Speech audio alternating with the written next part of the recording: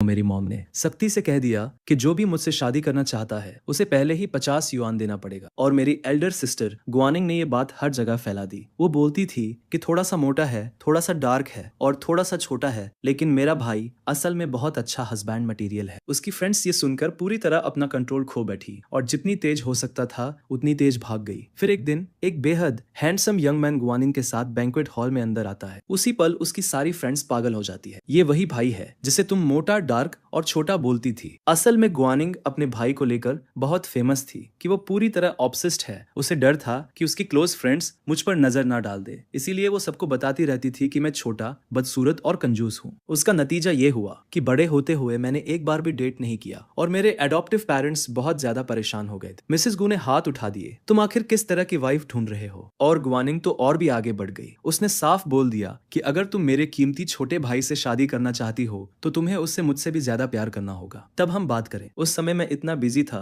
कि अपना चेहरा उसकी बाहों में छुपाए रहता था कि मुझे किसी चीज की परवाह ही नहीं थी। इसलिए उसने कभी मेरे गालों पर फैलती हुई लाली को नहीं देखा। उसे जरा भी अंदाजा नहीं था कि मैं उसी से प्यार करता हूँ। मेरे गुआनिंग के लिए जो फीलिंग्स थी वो ऐसी चीज थी जिसे दुनिया आसानी से एक्सेप्ट नहीं करती, इसलिए मैंने उन्हें अपने अंदर गहराई में दबा दिया। उस रात तक जब सब कुछ बाहर आ गया, जिस लड़की ने मुझे हद तक चाहा था उसने पहली बार मुझे थप्पड़ मारा। तुम्हें जरा भी शर्म नहीं है? गुआनिंग ने थूकते हुए कहा। अगले ही दिन उसने मेरे बेस्ट फ्रेंड से अपनी एंगेजमेंट अनाउंस कर दी। हमारी शादी में आना मत भूलना, मेरी और चेनी की। जब तक ये सब मेरे दिमाग में पूरी तरह बैठा, मैं इतना रो चुका था कि मेरे आंसू सूख चुके थे। उसी वक्त फैमिली रियूनियन सेंटर का कॉल आया। उन्होंने मेरे बर्थ पेरेंट्स को ढूंढ लिया था और उसी पल मैंने तय कर लिया कि अब मैं उसे पीछे छोड़ दूंगा। मैंने अपने बर्थ पेरेंट्स को कॉल किया जो समुद्र के उस पार रहते थे। मॉम, डैड, मैं आपके पास विदेश आकर रहना चाहता हूँ। जैसे ही ये शब्द मेरे मुंह से निकले, फोन के दूसरी तरफ मेरे पेरेंट्स फूट फूट कर रो पड़े। ये तो बहुत शानदार बात है लिनचेन। अगर वो भूकंप इतने साल पहले ना आया होता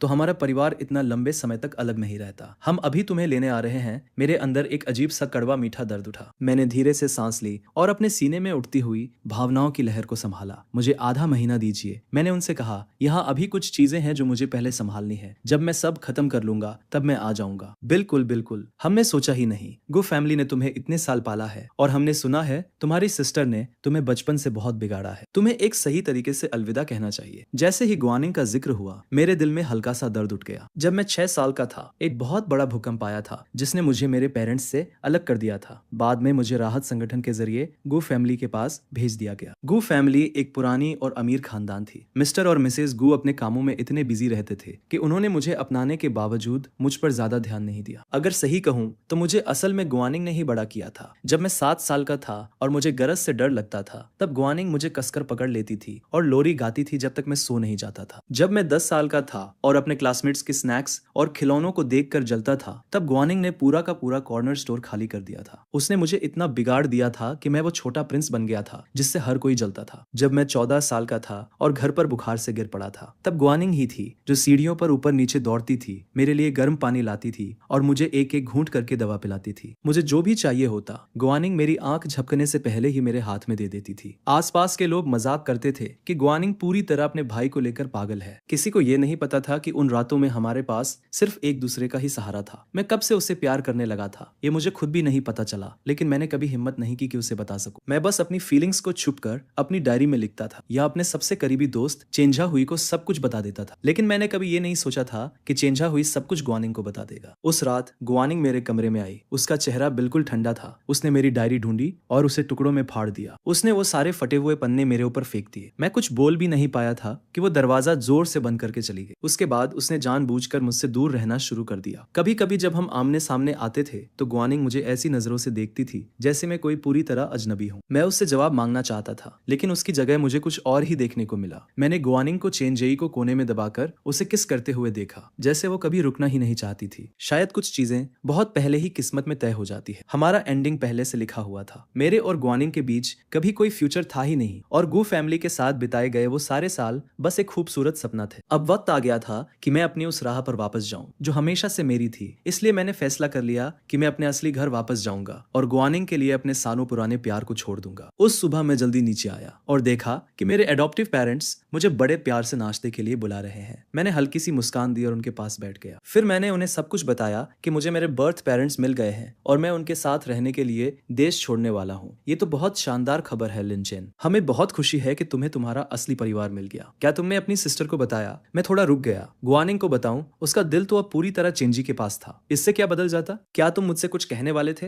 मैं तुरंत पीछे मुड़ा और देखा कि दरवाजे पर गुआनिंग खड़ी थी। कुछ नहीं, मैंने धीरे से जवाब दिया। तुम वापस आ गए सिस। उसने ये शब्द सुन लिए, वो शब्द जो उसने मुझसे बहुत बहुत लंबे समय से नहीं सुने थे। गुआनिंग के कदम अचानक रुक गए। वो खुद को रोक नहीं पाई और मेरी तरफ देखने लगी, सच में देखने लगी। मैंने कब उसे ऐसे बुलाना बंद कर दिया था? 18 साल की उम्र में, 15 में या उससे भी पहले, और अब मैं फिर से उसे सिस कह रहा था। गुआनिंग की नजर गहरी हो गई। वो मुझे काफी देर तक देखती रही, जैसे कुछ बदल गया हो, जैसे मेरे अंदर कुछ अलग हो गया हो। लंबी चुप्पी के बाद ही उसने नजरें हटा ली। वो आगे बढ़ी और जो गिफ्ट वो लाई थी उसे टेबल पर रख दिया। मॉम, डैड, उसने हल्के से कहा, ये चेंजी हुई की तरफ से है। वो चाहता था कि आप लोग इन्हें रखें। एक छोटा सा शुक्रिया है। उम्मीद है आपको पसंद आएंगे। हमें बहुत पसंद आए, हमें बहुत पसंद आए। चेंजी हमेशा इतने सोच समझकर गिफ्ट चुनता है। क्या तुमने हमारी तरफ से उसे थैंक यू कहा? गुआनिंग, अगली बार जब तुम उसके घर जाओ तो कैबिनेट से वो रेड टी का डिब्बा साथ ले जाना, और अगर तुम इस वीकेंड फ्री हो तो उसे और उसके पेरेंट्स को घर बुलाना। ये साफ था, वो लोग पहले से ही शादी की तैयारी कर रहे थे। मैं वहीं बैठा रहा और चुपचाप उन्हें देखता रहा। अकेलेपन की एक लहर मेरे अंदर से गुजर गई। मैंने अपने नाखून को अपनी हथेली में दबाया, फिर छोड़ दिया। उस पल मुझे सब कुछ फिर से साफ साफ महसूस हुआ। मैं बस एक बाहरी इंसान था, लेकिन अब इससे कोई फर्क नहीं पड़ता था। जल्द ही ये सब मेरी चिंता का हिस्सा नहीं रहेगा। ये सोचकर मैं खड़ा हुआ, शांत और चुपचाप, और अपने कमरे की तरफ चला गया। मेरी हलचल की आवाज सुनकर गुआनिंग, जो अपने पेरेंट्स से बात कर रही थी, उसने ऊपर देखा। उसे बस मेरी पीठ की एक झलक दिखी जो दरवाजे के अंदर गायब हो रही थी। गुआनिंग के मन में एक अजीब सा ख्याल आया। क्या ये उसकी कल्पना थी? जब से मैं घर आया था तब से अब तक मैंने मुश्किल से कुछ ही शब्द बोले थे। ये मेरे जैसा बिल्कुल नहीं था। उस दोपहर मैं अपना हाउस होल्ड बुकलेट लेकर रजिस्ट्री ऑफिस गया ताकि अपना रेजिडेंट ट्रांसफर पूरा कर सकूं। जब मैं सीढ़ियों से नीचे आया, मैंने देखा कि गुआनिंग के पास चेंजी बैठा हुआ है। चेंजा हुई उसे एक गर्म मुस्कान के साथ देख रहा था, जबकि वो संतरा छील रही थी। उसकी पतली उंगलियां बड़े ध्यान से छिलका उतार रही थी। फिर उसने सफेद रेशों का एक भी धागा नहीं छोड़ा। उसने आधा हिस्सा तोड़ा और उसे चेंजी के होठों के पास ले गई। चेंजी के गाल लाल हो गए। उसने उसकी तरफ देखा, फिर चुपचाप उसके हाथ से संतरा खा लिया। गुआनिंग हल्के से हंसी। उसने पास रखे टिश्यू बॉक्स से एक टिश्यू निकाला और धीरे से उसके होठ के कोने को साफ किया। मीठा है? उसने पूछा। चेंजी ने सिर हिलाया, फिर उसने एक टुकड़ा उठाया और उसकी तरफ बढ़ाया। अब तुम्हारी बारी। मैंने उनके बीच का ये नरम और प्यारा सीन देखा, फिर चुपचाप नजरें हटा ली और दरवाजे से बाहर निकल गया। लिन चेन, किसी ने मेरा नाम पुकारा। मैं मुड़ा। चेंजा हुई मुझे हाथ हिलाकर बुला रहा था। गुआनिंग की आज छुट्टी है। हम पार्क जाने का प्लान बना रहे थे। क्या तुम हमारे साथ चलोगे? मैं तुम्हारी डेट में दखल नहीं देना चाहता, मैंने सीधे कहा। हम फैमिली है, चेंजा हुई ने हल्की नाराजगी के साथ कहा। यहाँ दखल देने जैसा कुछ नहीं है। मेरे पास काम है, शायद अगली बार। मेरे दूसरी बार मना करने पर चेंजी के चेहरे की मुस्कान थोड़ी सख्त हो गई। लिन चेन, क्या ये इसलिए है क्योंकि तुम्हें लगता है कि मैंने गुआनिंग को तुमसे छीन लिया? क्या इसलिए तुम नहीं आना चाहते? मैं ही हूँ जिससे वो प्यार करता है, गुआनिंग ने चेंजा से कहा। किसी ने किसी को नहीं छीना। ये सुनकर चेंजी के कान लाल हो गए। गुआनिंग हल्के से हंसी। वो उसके बाहों में झुक गई और बोली, अगर वो नहीं आना चाहता तो कोई बात नहीं, उसे रहने दो। हाँ, मुझे रहने दो। अब हम सब अपनी अपनी अलग राह पर जा रहे थे। मैंने दोनों को एक शालीन गुड बाय कहा, फिर मुड़कर बाहर चला गया। रजिस्ट्री ऑफिस में रेजिडेंट ट्रांसफर खत्म करने के बाद मैं सीधे रेसिंग टीम के क्लब हाउस गया। ऑफिस की एक पूरी दीवार ट्रॉफी और रेस की तस्वीरों से भरी हुई थी, हर एक इंच। मैं उसे देखता रहा और मेरे अंदर यादों और झिझक का एक गहरा दर्द उठने लगा। मुझे उम्मीद नहीं थी कि जाना इतना अचानक होगा। कोच मैंग बाहर से अंदर आए। उन्होंने मेरे कंधे पर हाथ रखा और मैं उस इंसान को देख रहा था जिसने मुझे 10 साल तक ट्रेन किया था। जो दुख मैंने अभी दबाया था वो फिर से उभरकर मेरे गले में अटक गया। मैंने अपनी उंगली का नाखून हथेली में दबाया और गहरी सांस ली। कोच मैंग, मैं देश छोड़कर जा रहा हूँ। मेरे बर्थ पेरेंट्स मुझे मिल गए हैं। मैं उनके साथ जाकर बसना चाहता हूँ। ये तो अच्छी खबर है, उन्होंने कहा। क्या तुम वहाँ जाकर भी रेसिंग जारी रखोगे? रेसिंग मेरा सपना है, हमेशा से रहा है। मैं इसे कभी नहीं छोड़ूं। मैं जहाँ भी रहूं इसे जारी रखूंगा। लेकिन तुम अभी जा रहे हो। सीजन की सबसे बड़ी रेस आने वाली है। इस बार तुम्हारे पास चैंपियन बनने का असली मौका है। मैंने अपने पेरेंट्स से बात कर ली है। मैं यहाँ सब कुछ खत्म करके जाऊंगा। अभी आधा महीना बाकी है।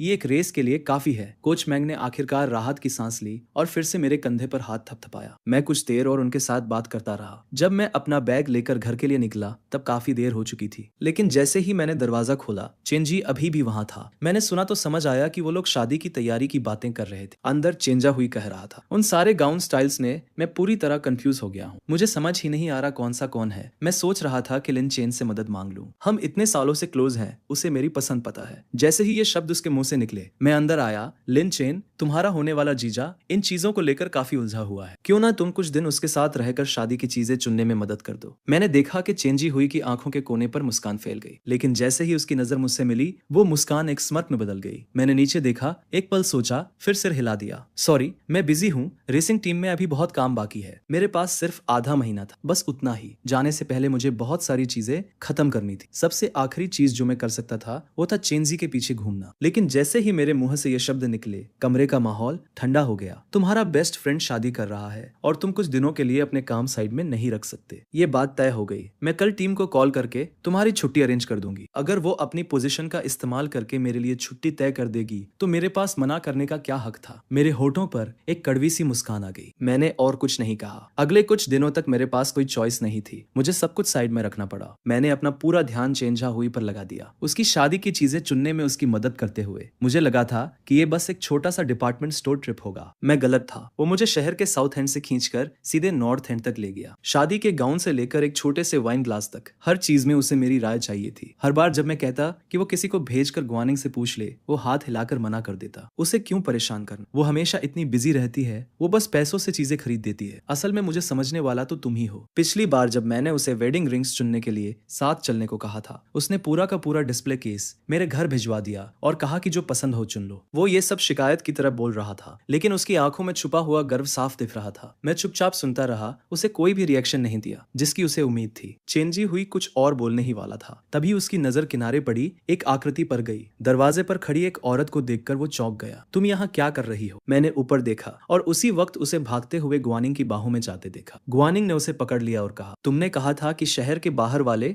माउंटेन श्राइन जाना है। मैंने आधा दिन की छुट्टी ली है ताकि तुम्हें वहां ले जा सकूं। पिछले कुछ दिनों से लिन चेन मेरे साथ था। हमारे साथ चलो, चेंजी हुई ने मेरी तरफ मुड़कर कहा। ग्वानिंग ने मेरी तरफ देखा तक नहीं, उसने बस बैग उठाए और बाहर चली गई। दूर कहीं घंटियों की आवाज गूंज रही थी और सुबह की धुंध धीरे धीरे हट रही थी। श्राइन के बाहर का पहाड़ी नजारा धीरे धीरे सामने आने लगा। मैं सिर झुकाकर बस अपने पैरों के नीचे पत्थर के रास्ते को देखता हुआ एक एक कदम आगे बढ़ रहा था। ये क्या है? अचानक आई आवाज ने मेरे ख्याल तोड़ दिए। मैंने ऊपर देखा। चेंजी हुई एक बड़े विशिंग ट्री के सामने खड़ा था। वो उसकी शाखाओं पर बंधी प्रेयर रिबन्स को ध्यान से पढ़ रहा था। लिन चेन हर साल खुशियों से भरा रहे, हर साल उसे उसकी उम्मीद से ज्यादा मिले। लिन चेन की जिंदगी दुआओं से भरी रहे, उसे कोई बीमारी ना हो और जो भी उससे मिले वो उसके साथ अच्छा व्यवहार करे। मेरा लिन चेन सुबह से रात तक सुरक्षित रहे, हर मौसम में सुरक्षित रहे। तुम्हारी अपनी ग्वानिंग। इन रिबन्स को पढ़ते हुए मेरे अंदर कुछ गहराई में कांप उठा। मेरे ख्याल दूर कहीं भटक गए। उस भूकंप की वजह से मेरी सेहत कभी पहले जैसी नहीं रही थी। हर कुछ दिनों में मुझे छोटी मोटी बीमारी हो जाती थी और हर हफ्ते कुछ न कुछ गंभीर हो जाता था। मुझे जल्दी ठीक करने के लिए ग्वानिंग हर हफ्ते इस श्राइन आती थी और मेरे लिए प्रेयर रिबन बांधती थी, मेरी सलामती की दुआ करती थी। मुझे कभी एहसास ही नहीं हुआ कि उसने इतने सालों में कितने रिबन्स बांध दिए थे। रिबन्स अब भी उस पेड़ पर थे, लेकिन मैं और ग्वानिंग अब कभी पहले जैसे नहीं हो सकते थे। तुम दोनों सच में बहुत क्लोज हो, चेंजा हुई ने कहा। मुझे तो ऐसा लग रहा है जैसे मैं तीसरा इंसान हूँ। वो पढ़ना रोक देता है, उसका चेहरा थोड़ा गहरा हो जाता है और वो मुड़कर जाने लगता है। ऐसा मत करो, ग्वानिंग ने कहा। तुम मेरे होने वाले हस्बैंड हो, वो बस मेरा भाई है। अगर तुम्हें ये पसंद नहीं है तो मैं इन्हें हटवा दूंगी। बिना एक पल सोचे वो मुड़ी और अपने अटेंडेंट्स को आदेश दिया कि पेड़ से हर एक रिबन को उतार दे। एक के बाद एक रिबन नीचे गिरने लगे। लापरवाही से उन पर पैर पड़ रहे थे, कीचड़ से गंदे हो रहे थे। कुछ ही देर में वो पेड़ फिर से भर गया, लेकिन इस बार हर रिबन पर सिर्फ चेंजी हुई के लिए ग्वानिंग के लिखे हुए प्यार भरे शब्द थे। चेंजी हुई फिर से मुस्कुराने लगा। उसने मुझे एक घमंडी और संतुष्ट नजर से देखा। लिन चेन को बुरा नहीं लगेगा, एक भाई हस्बैंड से ऊपर नहीं हो सकता। बस इतना सुनना ही काफी था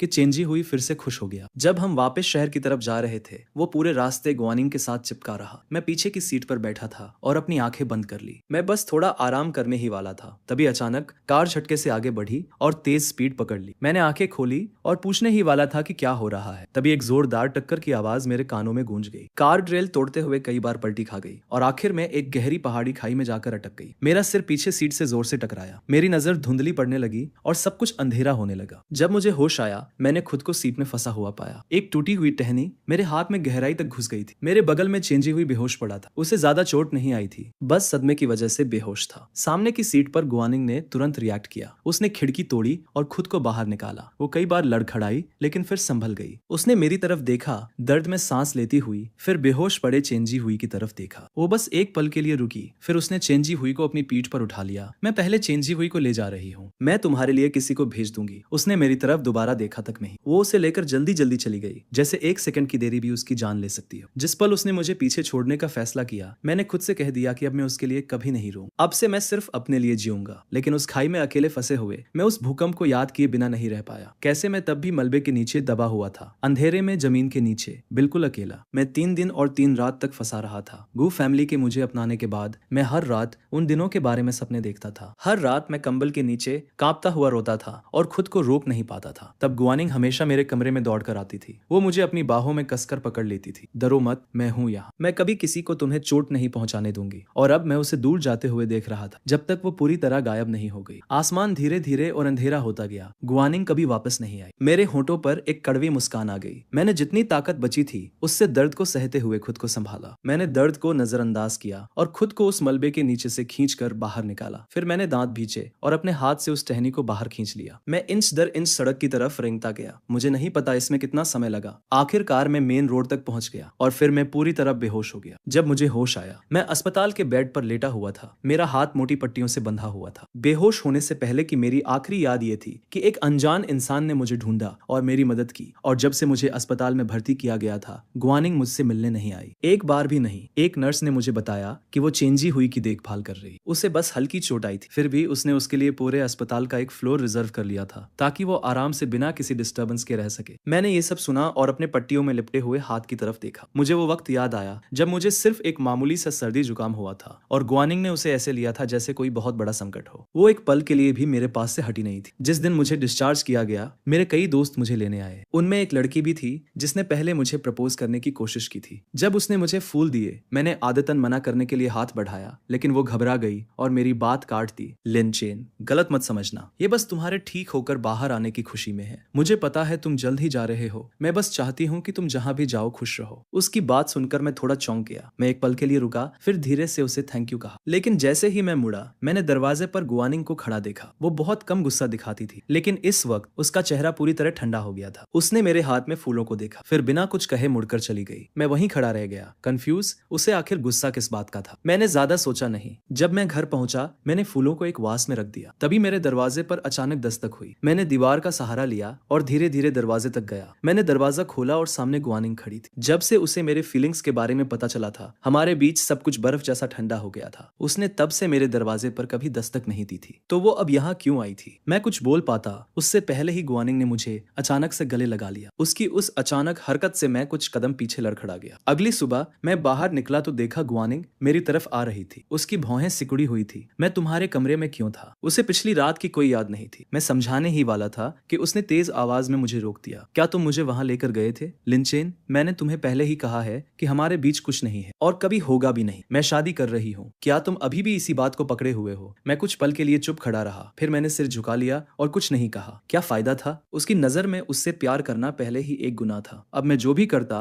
उसके लिए गलत ही था। जब उसने मुझे चुपचाप खड़ा देखा, आंखें लाल और झुकी हुई, उसकी सांसों में हल्का सा बदलाव आया। वो शायद एक कदम आगे बढ़ने वाली थी। तभी बाहर से एक नरम आवाज आई, वार्निंग। चेंजी अंदर आया। वो मुस्कुराते हुए उसके कंधे पर हाथ रखने ही वाला था कि अचानक रुक गया। वार्निंग, तुम्हारे होठ के कोने को क्या हुआ? कुछ नहीं, शायद मच्छर ने काट लिया। उसका हाथ अपने आप उसके होठों की तरफ चला गया। फिर उसने मेरी तरफ देखा, एक लंबी समझ में न आने वाली नजर। उसके बाद गुआनिंग और मैं कभी अकेले नहीं रहे। वो चेंजी हुई के साथ बिजी रहती थी और मैं खुद को ट्रेनिंग में झोंक देता था। फिर एक दिन जब मैं ट्रेनिंग रन के लिए तैयार हो रहा था, कोच मैंग मेरे पास आए और उनके पीछे गुआनिंग और चेंजी हुई खड़े थे। सब लोग ये है चेंजी हुई जिन्हें मिस गू ने खुद रिकमेंड किया है। ये हमारी टीम ज्वाइन कर रहे हैं। पूरा कमरा तालियों से गूंज उठा। तालियों के बीच कोच मैंग ने मेरी तरफ देखा जहां मैं ग्रुप के किनारे खड़ा था। लिन चेन, चेंजी हुई को तुम गाइड करोगे। इंट्रोडक्शन के बाद कोच मैंग गुआनिंग और चेंजी हुई को पेपर वर्क पूरा करने के लिए लेकर चले गए। जैसे ही दरवाजा बंद हुआ, लोगों की फुसफुसाहट शुरू हो गई। सुना है चेंजी पहले भी आने की कोशिश कर चुका था, लेकिन उसकी स्किल स्टैंडर्ड तक नहीं थी। मिस गू का नाम ही काफी है। एक शब्द बोल दिया और सीधा अंदर एंट्री मिल गई। हम सबको यहाँ जगह पाने के लिए कितनी मेहनत करनी पड़ी थी, उससे कोई मुकाबला नहीं। ऐसी बातें लगातार चलती रही। मेरा दिमाग कुछ पल के लिए खाली सा हो गया। गुआनिंग को मुझसे बेहतर कोई नहीं जानता था। वो हमेशा शांत और अपने सिद्धांतों पर चलने वाली थी। वो हमेशा नियमों के हिसाब से चलती थी। इतनी पावर होने के बावजूद उसने कभी उसका गलत इस्तेमाल नहीं किया था। लेकिन इस बार उसने चेंजी हुई के लिए अपने ही नियम तोड़ दिए थे। वो सच में उससे प्यार करती थी और इसी तरह चेंजी हुई टीम में आ गया और मैं उसका सीनियर बन गया। मैंने कोच मैंग की बात को सीरियस लिया और उसे गाइड करने की पूरी कोशिश की, लेकिन चेंजी हुई कभी सीखना ही नहीं चाहता था। हर बार वो मुझे इग्नोर कर देता था और हर दिन ट्रेनिंग से बचने के लिए नए बहाने ढूंढ लेता था। मैं उसे पकड़ नहीं पाता था और वो पहले ही गायब हो जाता था। मैं उसे आवाज देने के लिए खिड़की तक गया, लेकिन वहां मैंने गुआनिंग को देख लिया। मैंने और नहीं देखा। मैंने शांति से खिड़की बंद की और वापस ट्रेनिंग में लग गया। उस रात जब मैं घर लौटा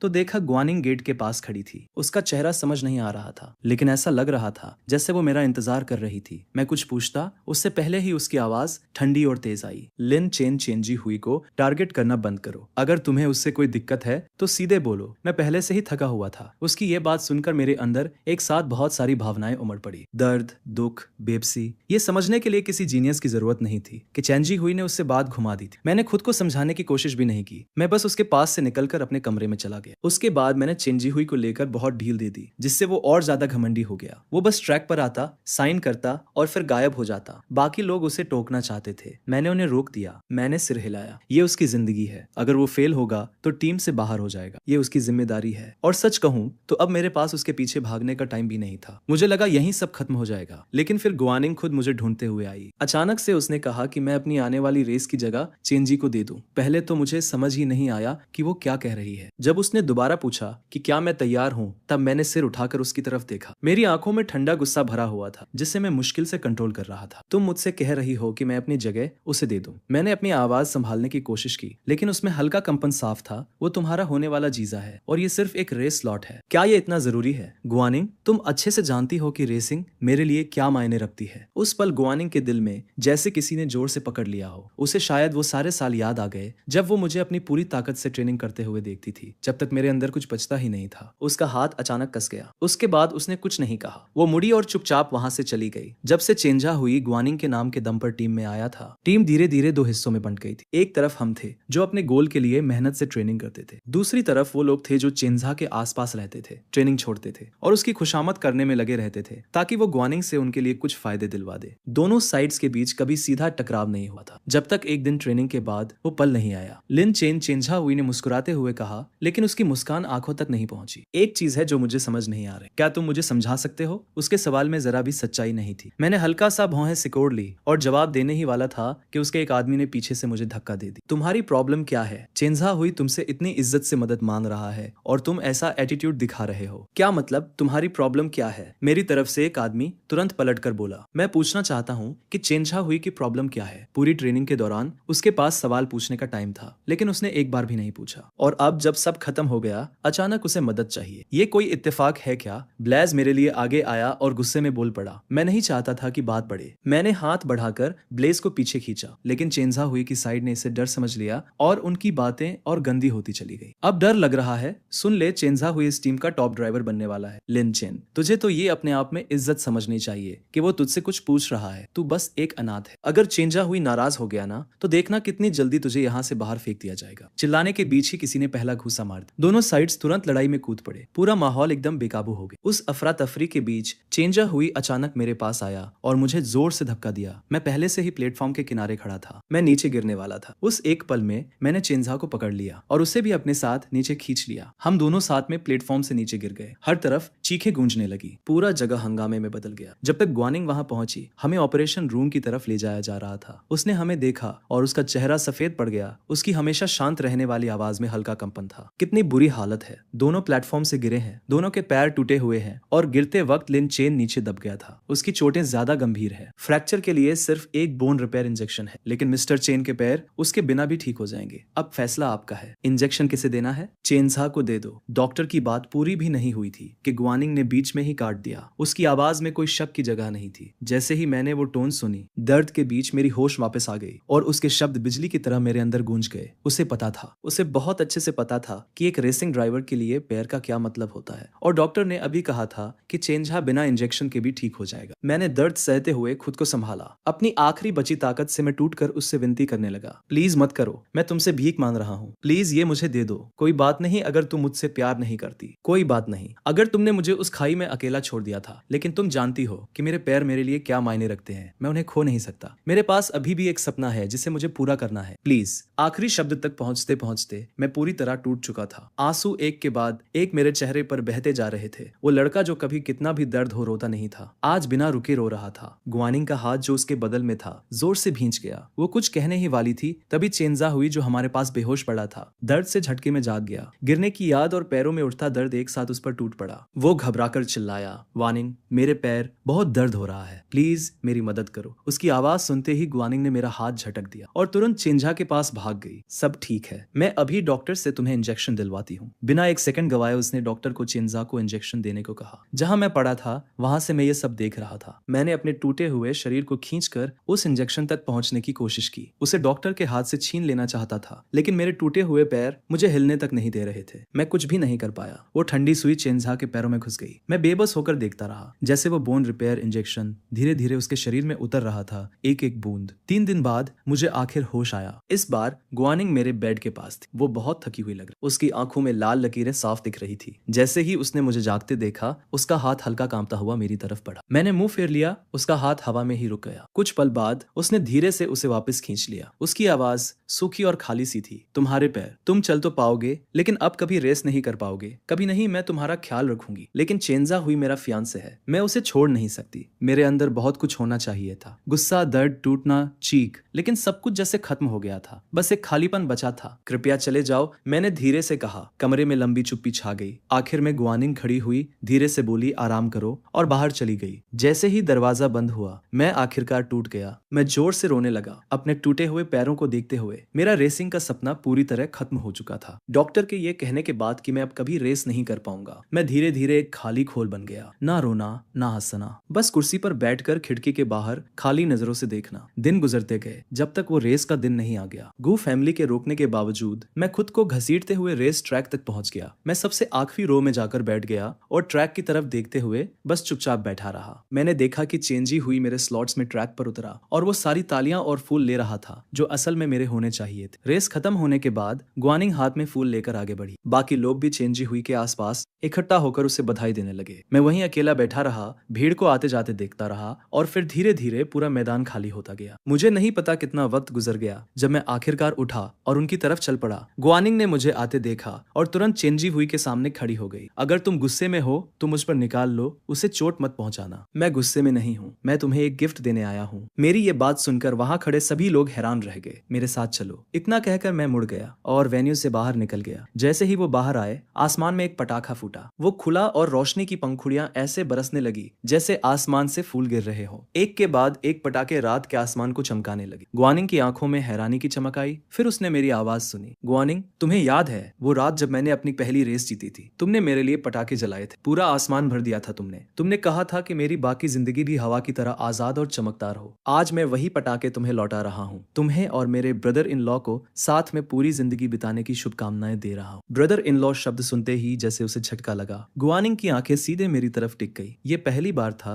जब मैंने सबके सामने चेंजी हुई को इस नाम से बुलाया था। उसके सीने में अचानक कुछ कस सा गया। उसने कुछ कहने के लिए मुंह खोला, लेकिन तब तक मैं जा चुका था। शादी से एक रात पहले गू परिवार का घर पूरी तरह तैयारियों में डूबा हुआ था। रात देर तक नीचे हर तरफ रोशनी जल रही थी। मिसेस गू नौकरों को निर्देश दे रही थी और हर छोटी चीज पर नजर रख रही थी। शादी के कमरे को सजाया जा रहा था। ऊपर मेरे कमरे में बस एक लाइट जल रही थी। मैं फर्श पर बैठा था और एक एक करके गुआनिंग के दिए हुए सारे गिफ्ट्स को एक बड़े बॉक्स में रख रहा था। हर एक चीज को संभाल कर पैक किया गया। फिर मैंने सारे बॉक्स उठाए और धीरे धीरे सीढ़ियों से नीचे उतरने लगा। घर शांत था। हर कोना शादी की सजावट से भरा हुआ था। हर सजावट जैसे मुझे याद दिला रही थी कि इस घर में अब कोई नया आने वाला है। मैंने उनमें से किसी चीज की तरफ नहीं देखा। मैंने बॉक्स को कसकर पकड़ा और दरवाजे की तरफ बढ़ गया। तभी मैं लगभग गुआनिंग से टकरा गया जो अभी अभी चेन फैमिली के घर से वापस आई थी। तुम क्या कर रहे हो? मैं कुछ ऐसी चीजें हटा रहा हूँ जिनकी अब मुझे जरूरत नहीं है। वो मेरी पीठ को देखती रही। मेरे कदमों में जरा भी हिचकिचाहट नहीं थी। उसके सीने में अचानक कुछ कस गया। जो कुछ हुआ था उसके बाद मैं पूरी तरह बदल गया था। उसे लगा था मैं लड़ूंगा, गुस्सा करूंगा, टूट जाऊंगा, लेकिन मैं शांत था, डराने वाला शांत। मैं मुड़ा और उसकी तरफ देखा। चेंजी हुई चाहता है कि तुम उसका बेस्ट मैन बनो। वो अब मेरा ब्रदर इन लॉ है, मेरा दोस्त नहीं। मेरे जैसे इंसान का वहां खड़ा होना ठीक नहीं होगा। तुम किसी और से कह दो। मैंने कुछ और नहीं कहा और धीरे धीरे वहां से चला गया। ऐसा नहीं था कि मैं इसके लायक नहीं था। असल में शादी वाले दिन मैं वहां होता ही नहीं। शादी से एक रात पहले मैं एक बॉक्स लेकर मिस्टर और मिसेस गू के पास गया। मॉम, डैड, मैं कल शादी में नहीं आ पाऊंगा। मेरे असली माता पिता ने मेरे लिए सुबह की फ्लाइट बुक कर दी है। मैं तब जा रहा हूँ। इतनी अचानक? ये अचानक नहीं है, मुझे बहुत पहले ही चला जाना चाहिए था। मैंने बॉक्स खोला। ये वो पैसे हैं जो मैंने सालों में बचाए हैं। पिछले 15 सालों में गू फैमिली ने मुझ पर जो भी खर्च किया सब इसमें है। मैं हल्का सा मुस्कुराया और सिर हिलाया, फिर अपनी जेब से एक मोटा लिफाफा निकालकर उनकी तरफ बढ़ाया। मिस्टर और मिसेस गू ने तुरंत सिर हिलाया और पैसे वापस मेरे हाथ में देने की कोशिश की। मैंने मजबूती से वापस उनकी तरफ धकेल दिया। प्लीज, आपको ये लेना ही होगा। फिर मैं जमीन पर घुटनों के बल बैठ गया और सिर झुका दिया। पूरे 3 बार मैंने झुककर प्रणाम किया। मॉम, डैड, इन 15 सालों के लिए धन्यवाद।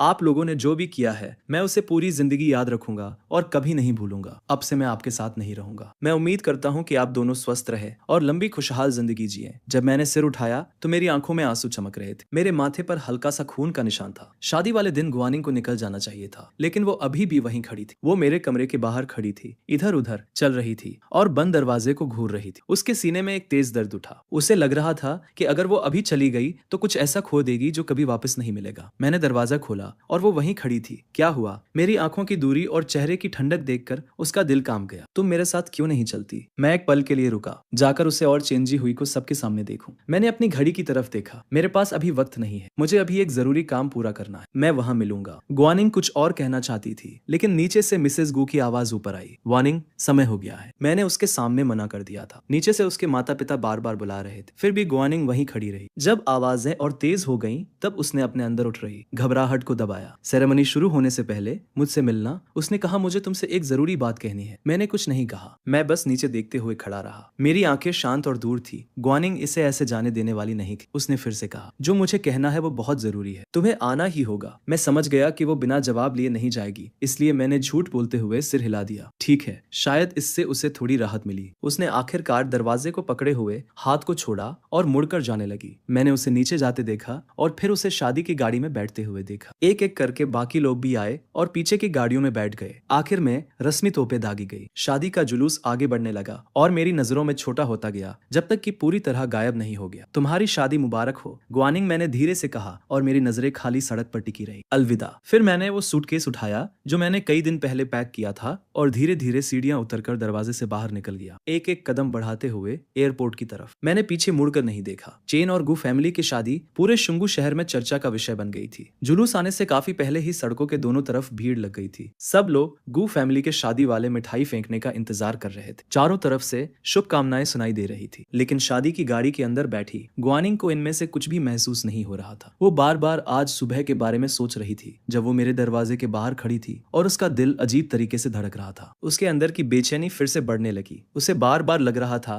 कि कुछ उससे छूट चुका है, कुछ ऐसा जिसका नाम भी वो नहीं रख पा रही थी। क्योंकि गू फैमिली का दर्जा चेन फैमिली से ऊंचा था, इसलिए गुआनिंग खुद चेन के घर आई थी। गू फैमिली को दूल्हे के दुल्हन को लेने आने वाली परंपरा में कोई दिलचस्पी नहीं थी। वो दुनिया को एक बात साफ बताना चाहते थे, गुआनिंग का चेंजी से शादी करना चेन फैमिली के लिए बहुत बड़ा सौभाग्य था। उनकी बेटी नीचे शादी कर रही थी, ऊपर नहीं जा रही थी। चेन का घर भी पूरी तरह सजाया गया था, हर तरफ लाल और सुनहरे कपड़े लगे हुए थे। चेंजी के ग्रूम्समैन बालकनी में खड़े होकर गू फैमिली के जुलूस का इंतजार कर रहे थे। आखिरकार 11 बजे और गू फैमिली का काफिला नजर आया। ग्रूम्समैन उत्साह में चेंजा के पास दौड़ पड़े। वो आ गई, मिस गू आ गई। म्यूजिक और जश्न के बीच गुआनिंग आखिरकार दूसरी मंजिल पर पहुंची। हाथ में बुके लिए वो चेंजोई के कमरे में दाखिल हुई। गुआनिंग को शादी के जोड़े में देखकर चेंजोई का दिल जोर से धड़क उठा। वो सच में उससे शादी करने जा रहा था। हल्के फुल्के दरवाजे वाले खेलों के बाद गुआनिंग और चेंजोई शादी की गाड़ी में बैठे और बैंक्वेट हॉल की तरफ निकल गए। पूरे रास्ते चेंजोई उसे देखता रहा। कुछ अजीब लग रहा था। जब से उसने उसे रिसीव किया था,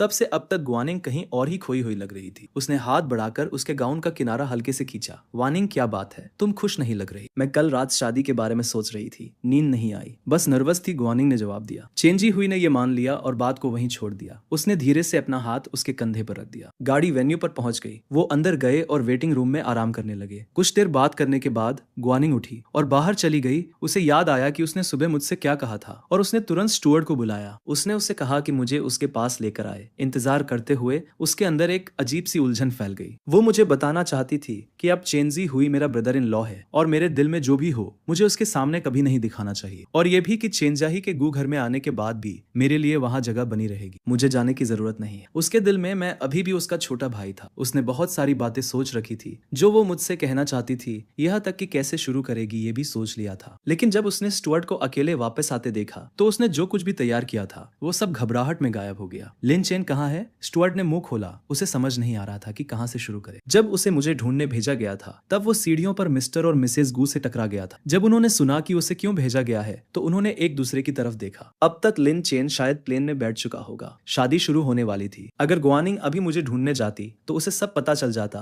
और सब कुछ बिगड़ जाता। इसलिए उन्होंने स्टुअर्ट से झूठ बोलने को कहा। उससे कहो कि मेरी टांग में दर्द बढ़ गया है और मैं घर वापस आराम करने चला गया हूँ। इससे और पक्का दिखाने के लिए उन्होंने एक नोट भी दिया जो मैंने पहले लिखा था। उसने कभी नहीं देखा था। उसने मेरी ही लिखावट में लिखा था कि तबीयत ठीक नहीं है, पहले घर जा रहा हूँ। गुआनिंग ने वो नोट लिया और उसे घूरने लगी। उसकी भौहें सिकुड़ गईं। उसे कुछ कहने ही वाली थी थी कि तभी हॉल में एंकर की आवाज गूंज उठी, सेरेमनी शुरू होने वाली है, दुल्हन तैयार हो जाए। ग्वानिंग जो कदम आगे बढ़ाने वाली थी वो धीरे से पीछे हट गया। वो मुड़ी और सेरेमनी की तरफ चल दी। स्टुअर्ड ने उसे जाते हुए देखा और धीरे से राहत की सांस ली। धीमी और सॉफ्ट पियानो की आवाज माहौल में फैल गई। ग्वानिंग ने रास्ते के आखिर में खड़े चेंजी हुई की तरफ देखा और धीरे धीरे उसकी तरफ चलने लगी। चेंजी के चेहरे की खुशी छुपाए नहीं छुप रही थी, लेकिन अचानक ग्वानिंग के दिमाग में एक ख्याल आया, लिन चेन दूल्हे के सूट में कैसा दिखता। वो हमेशा से थोड़ा शरारती था, वो शायद क्लासिक टक्सीडो नहीं पहनता, वो ब्लैक और गोल्ड में कुछ चुनता जैसा उसे हमेशा पसंद था, और वो रास्ते के आखिर में खड़ा होकर उसका इंतजार नहीं करता। वो खुद हल्के कदमों से उसकी तरफ चलता हुआ आता और उसके चेहरे पर चेंजी हुई जैसा शर्मीला स्माइल नहीं होता। वो खुलकर मुस्कुराता बिना किसी झिझक के, फिर वो कैजुअली अपना हाथ उसके कंधे पर डाल देता। वो इतनी गहराई से इस ख्याल में खो गई थी कि जब एंकर ने उससे पूछा कि क्या वो सामने खड़े दूल्हे से शादी करना चाहती है, तो उसने मेरा नाम ले लिया, बिल्कुल बिना सोचे समझे, बस अपने आप। माइक अभी भी उसके हाथ में था। उसकी आवाज पूरे बैंक्वेट हॉल में गूंज गई। मेहमान एक पल के लिए जम गए, फिर धीरे धीरे फुसफुसाहट शुरू हो गई। क्या लिन चेन गू फैमिली का एडॉप्टेड बेटा नहीं है? मिस गू ने उसका नाम क्यों लिया? पहली लाइन में बैठे माता पिता सख्त हो गए। मिस्टर और मिसेस गू उसे घूरते रह गए। उनके अंदर घबराहट तेजी से बढ़ने लगी। उनकी बेटी इस वक्त ऐसा कैसे कर सकती थी? मिस्टर और मिसेस चेन के चेहरे भी सख्त हो गए। उन्होंने मुड़कर पास बैठे लोगों से जवाब मांगना शुरू कर दिया। स्टेज पर खड़े चेनजाही ने जब मेरा नाम सुना तो उसके चेहरे का रंग उड़ गया। उसने अपने पेंट को कसकर पकड़ लिया। वार्निंग, उसने कांपती आवाज में कहा। तुम क्या कह रही हो? उसने हाथ बढ़ाकर उसका हाथ पकड़ने की कोशिश की, बस एक कदम और वो दोनों पति पत्नी बन जाते। लेकिन उसने लिन चेन का नाम क्यों लिया? अगर ये पहले होता तो ग्वानिंग तुरंत संभल जाती, हंसकर बात को टाल देती और आगे बढ़ जाती। लेकिन अब वो वहीं खड़ी थी, नीचे बैठे लोगों के चेहरों को देख रही थी, कुछ जाने पहचाने और कुछ अनजान, लेकिन उनमें से कोई भी वो नहीं था जिसे वो ढूंढ रही थी। अगले ही पल उसने हर आवाज को नजरअंदाज किया और स्टेज से भाग गई। गुस्से, दुख और बेबसी से भरी कई आवाजें उसे पुकारती रही, लेकिन उसने पीछे मुड़कर नहीं देखा। वो सीधे वेन्यू से बाहर भाग गई। चेंजी हुई उसे पकड़ने के लिए आगे बढ़ा, लेकिन उसकी आंखों के आगे अंधेरा छा गया और वो गिर पड़ा। पूरा हॉल अफरा तफरी में बदल गया। ग्वानिंग सीधा एक कार में बैठी और एक्सीलरेटर दबाकर सीधे गू एस्टेट की तरफ निकल गई। उसे सुबह मेरी आंखों का वो लुक याद आया, स्टुअर्ट का दिया हुआ वो पुराना सा नोट और स्टुअर्ट की आंखों में दिखता हुआ गिल्ट। उसके अंदर एक ठंडी सी घबराहट उठने लगी। कार चीखती हुई गो एस्टेट के गेट पर जाकर रुकी। गाड़ी पूरी तरह रुकने से पहले ही वो बाहर निकल चुकी थी और घर की तरफ भाग रही थी। 2 मंजिल की सीढ़ियां उसने कुछ ही सेकंड में चढ़ ली। वो सीधे मेरे कमरे तक गई और दरवाजा धक्का देकर खोल दिया। कमरा खाली था, मेरी एक भी चीज वहां नहीं थी। ग्वानिंग का चेहरा बिल्कुल सख्त हो गया। उसने पास से गुजर रही एक नौकरानी का हाथ पकड़ लिया। वो कहाँ है?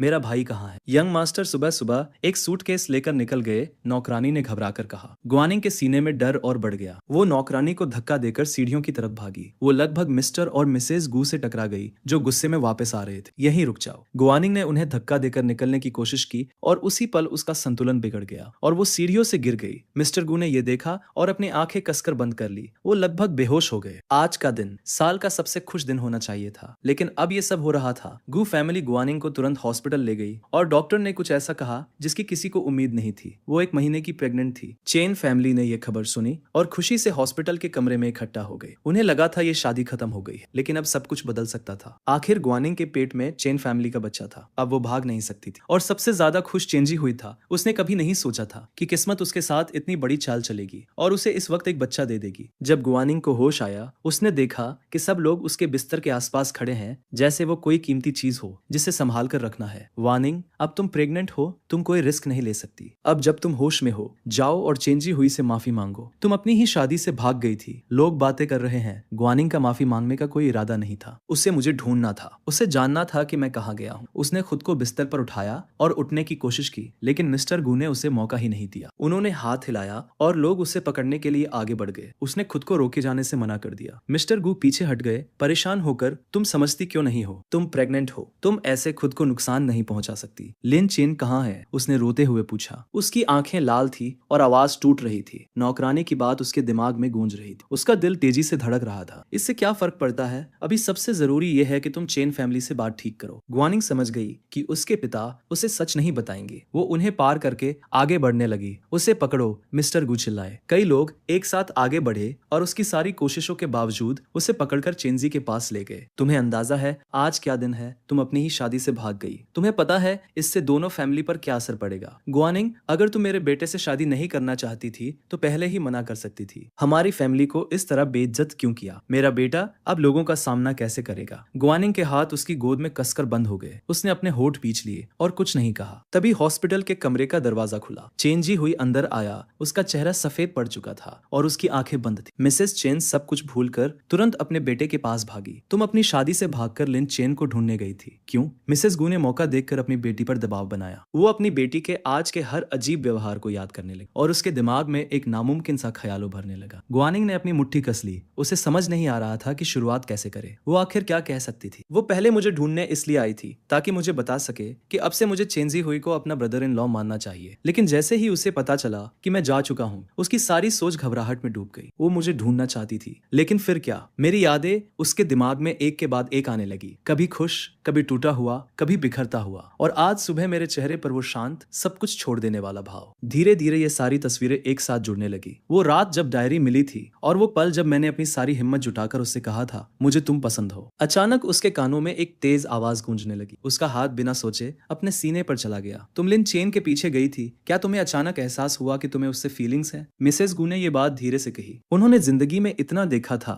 कि वो समझ गई थी। अपनी बेटी को देखकर अब वो नामुमकिन ख्याल सच बनने लगा था। पहले गुआनिंग इसे तुरंत नकार देती, लेकिन आज जब वो उस हॉल में खड़ी थी और मैं कहीं नहीं था और फिर घर आकर भी मैं नहीं मिला, तो उसकी घबराहट हद से ज्यादा बढ़ गई थी। उसके दिमाग में बस एक ही बात थी, उसे ढूंढो। जो एहसास उसने इतने समय से दबाकर रखा था, वो अब फिर से बाहर आ गया था और बहुत बड़ा बन चुका था। वो तुम्हारा भाई है, तुम ऐसा कैसे महसूस कर सकती हो? ये वही शब्द थे जो उसने कभी खुद कहे थे और अब वही उसकी माँ के मुंह से निकल रहे थे। उसके अंदर दुख की लहर उठी। आज उसे समझ आया कि ये शब्द कितने दर्द देते हैं। बस एहसास थे, बस एक छुपा हुआ प्यार। एक भी शब्द कभी जोर से नहीं बोला गया। फर्क नहीं पड़ता तुम कितना महसूस करती हो। लिन चेन पहले ही अपने असली माता पिता के पास विदेश चला गया है। वो वापस नहीं आएगा। उसे उसकी असली फैमिली मिल गई है। मुझे किसी ने बताया क्यों नहीं? मुझसे ये बात छुपाई क्यों गई? क्या तुम्हें पता भी है तुमने उसके साथ क्या किया है? गुआनिंग का चेहरा सफेद पड़ गया। पिछले एक महीने में उसने जो कुछ भी किया था, सब उसके दिमाग में वापस आने लगा। उसने मेरे लिए बांधी गई हर प्रार्थना वाली रिबन तोड़ दी थी, सिर्फ इसलिए ताकि चेंजी नाराज ना हो। उसने मुझे उस खाई में अकेला छोड़ दिया था। उसने एकमात्र हड्डी ठीक करने वाला इंजेक्शन चेंजी को दे दिया था और हमेशा के लिए मुझसे रेस करने की ताकत छीन ली थी। उसके चेहरे का रंग और उड़ गया। उसके पैर कांपने लगे और वो गिरने ही वाली थी। उसके चारों तरफ सब धुंधला होने लगा। उसे बस अपने दिल की धड़कन और सांसों की आवाज सुनाई दे रही थी। मिसेस गू ने फिर कहा, मुझे फर्क नहीं पड़ता तुम पहले क्या सोचती थी। अब तुम्हारी शादी चेंजी हुई से हो चुकी है। तुम माँ बनने वाली हो।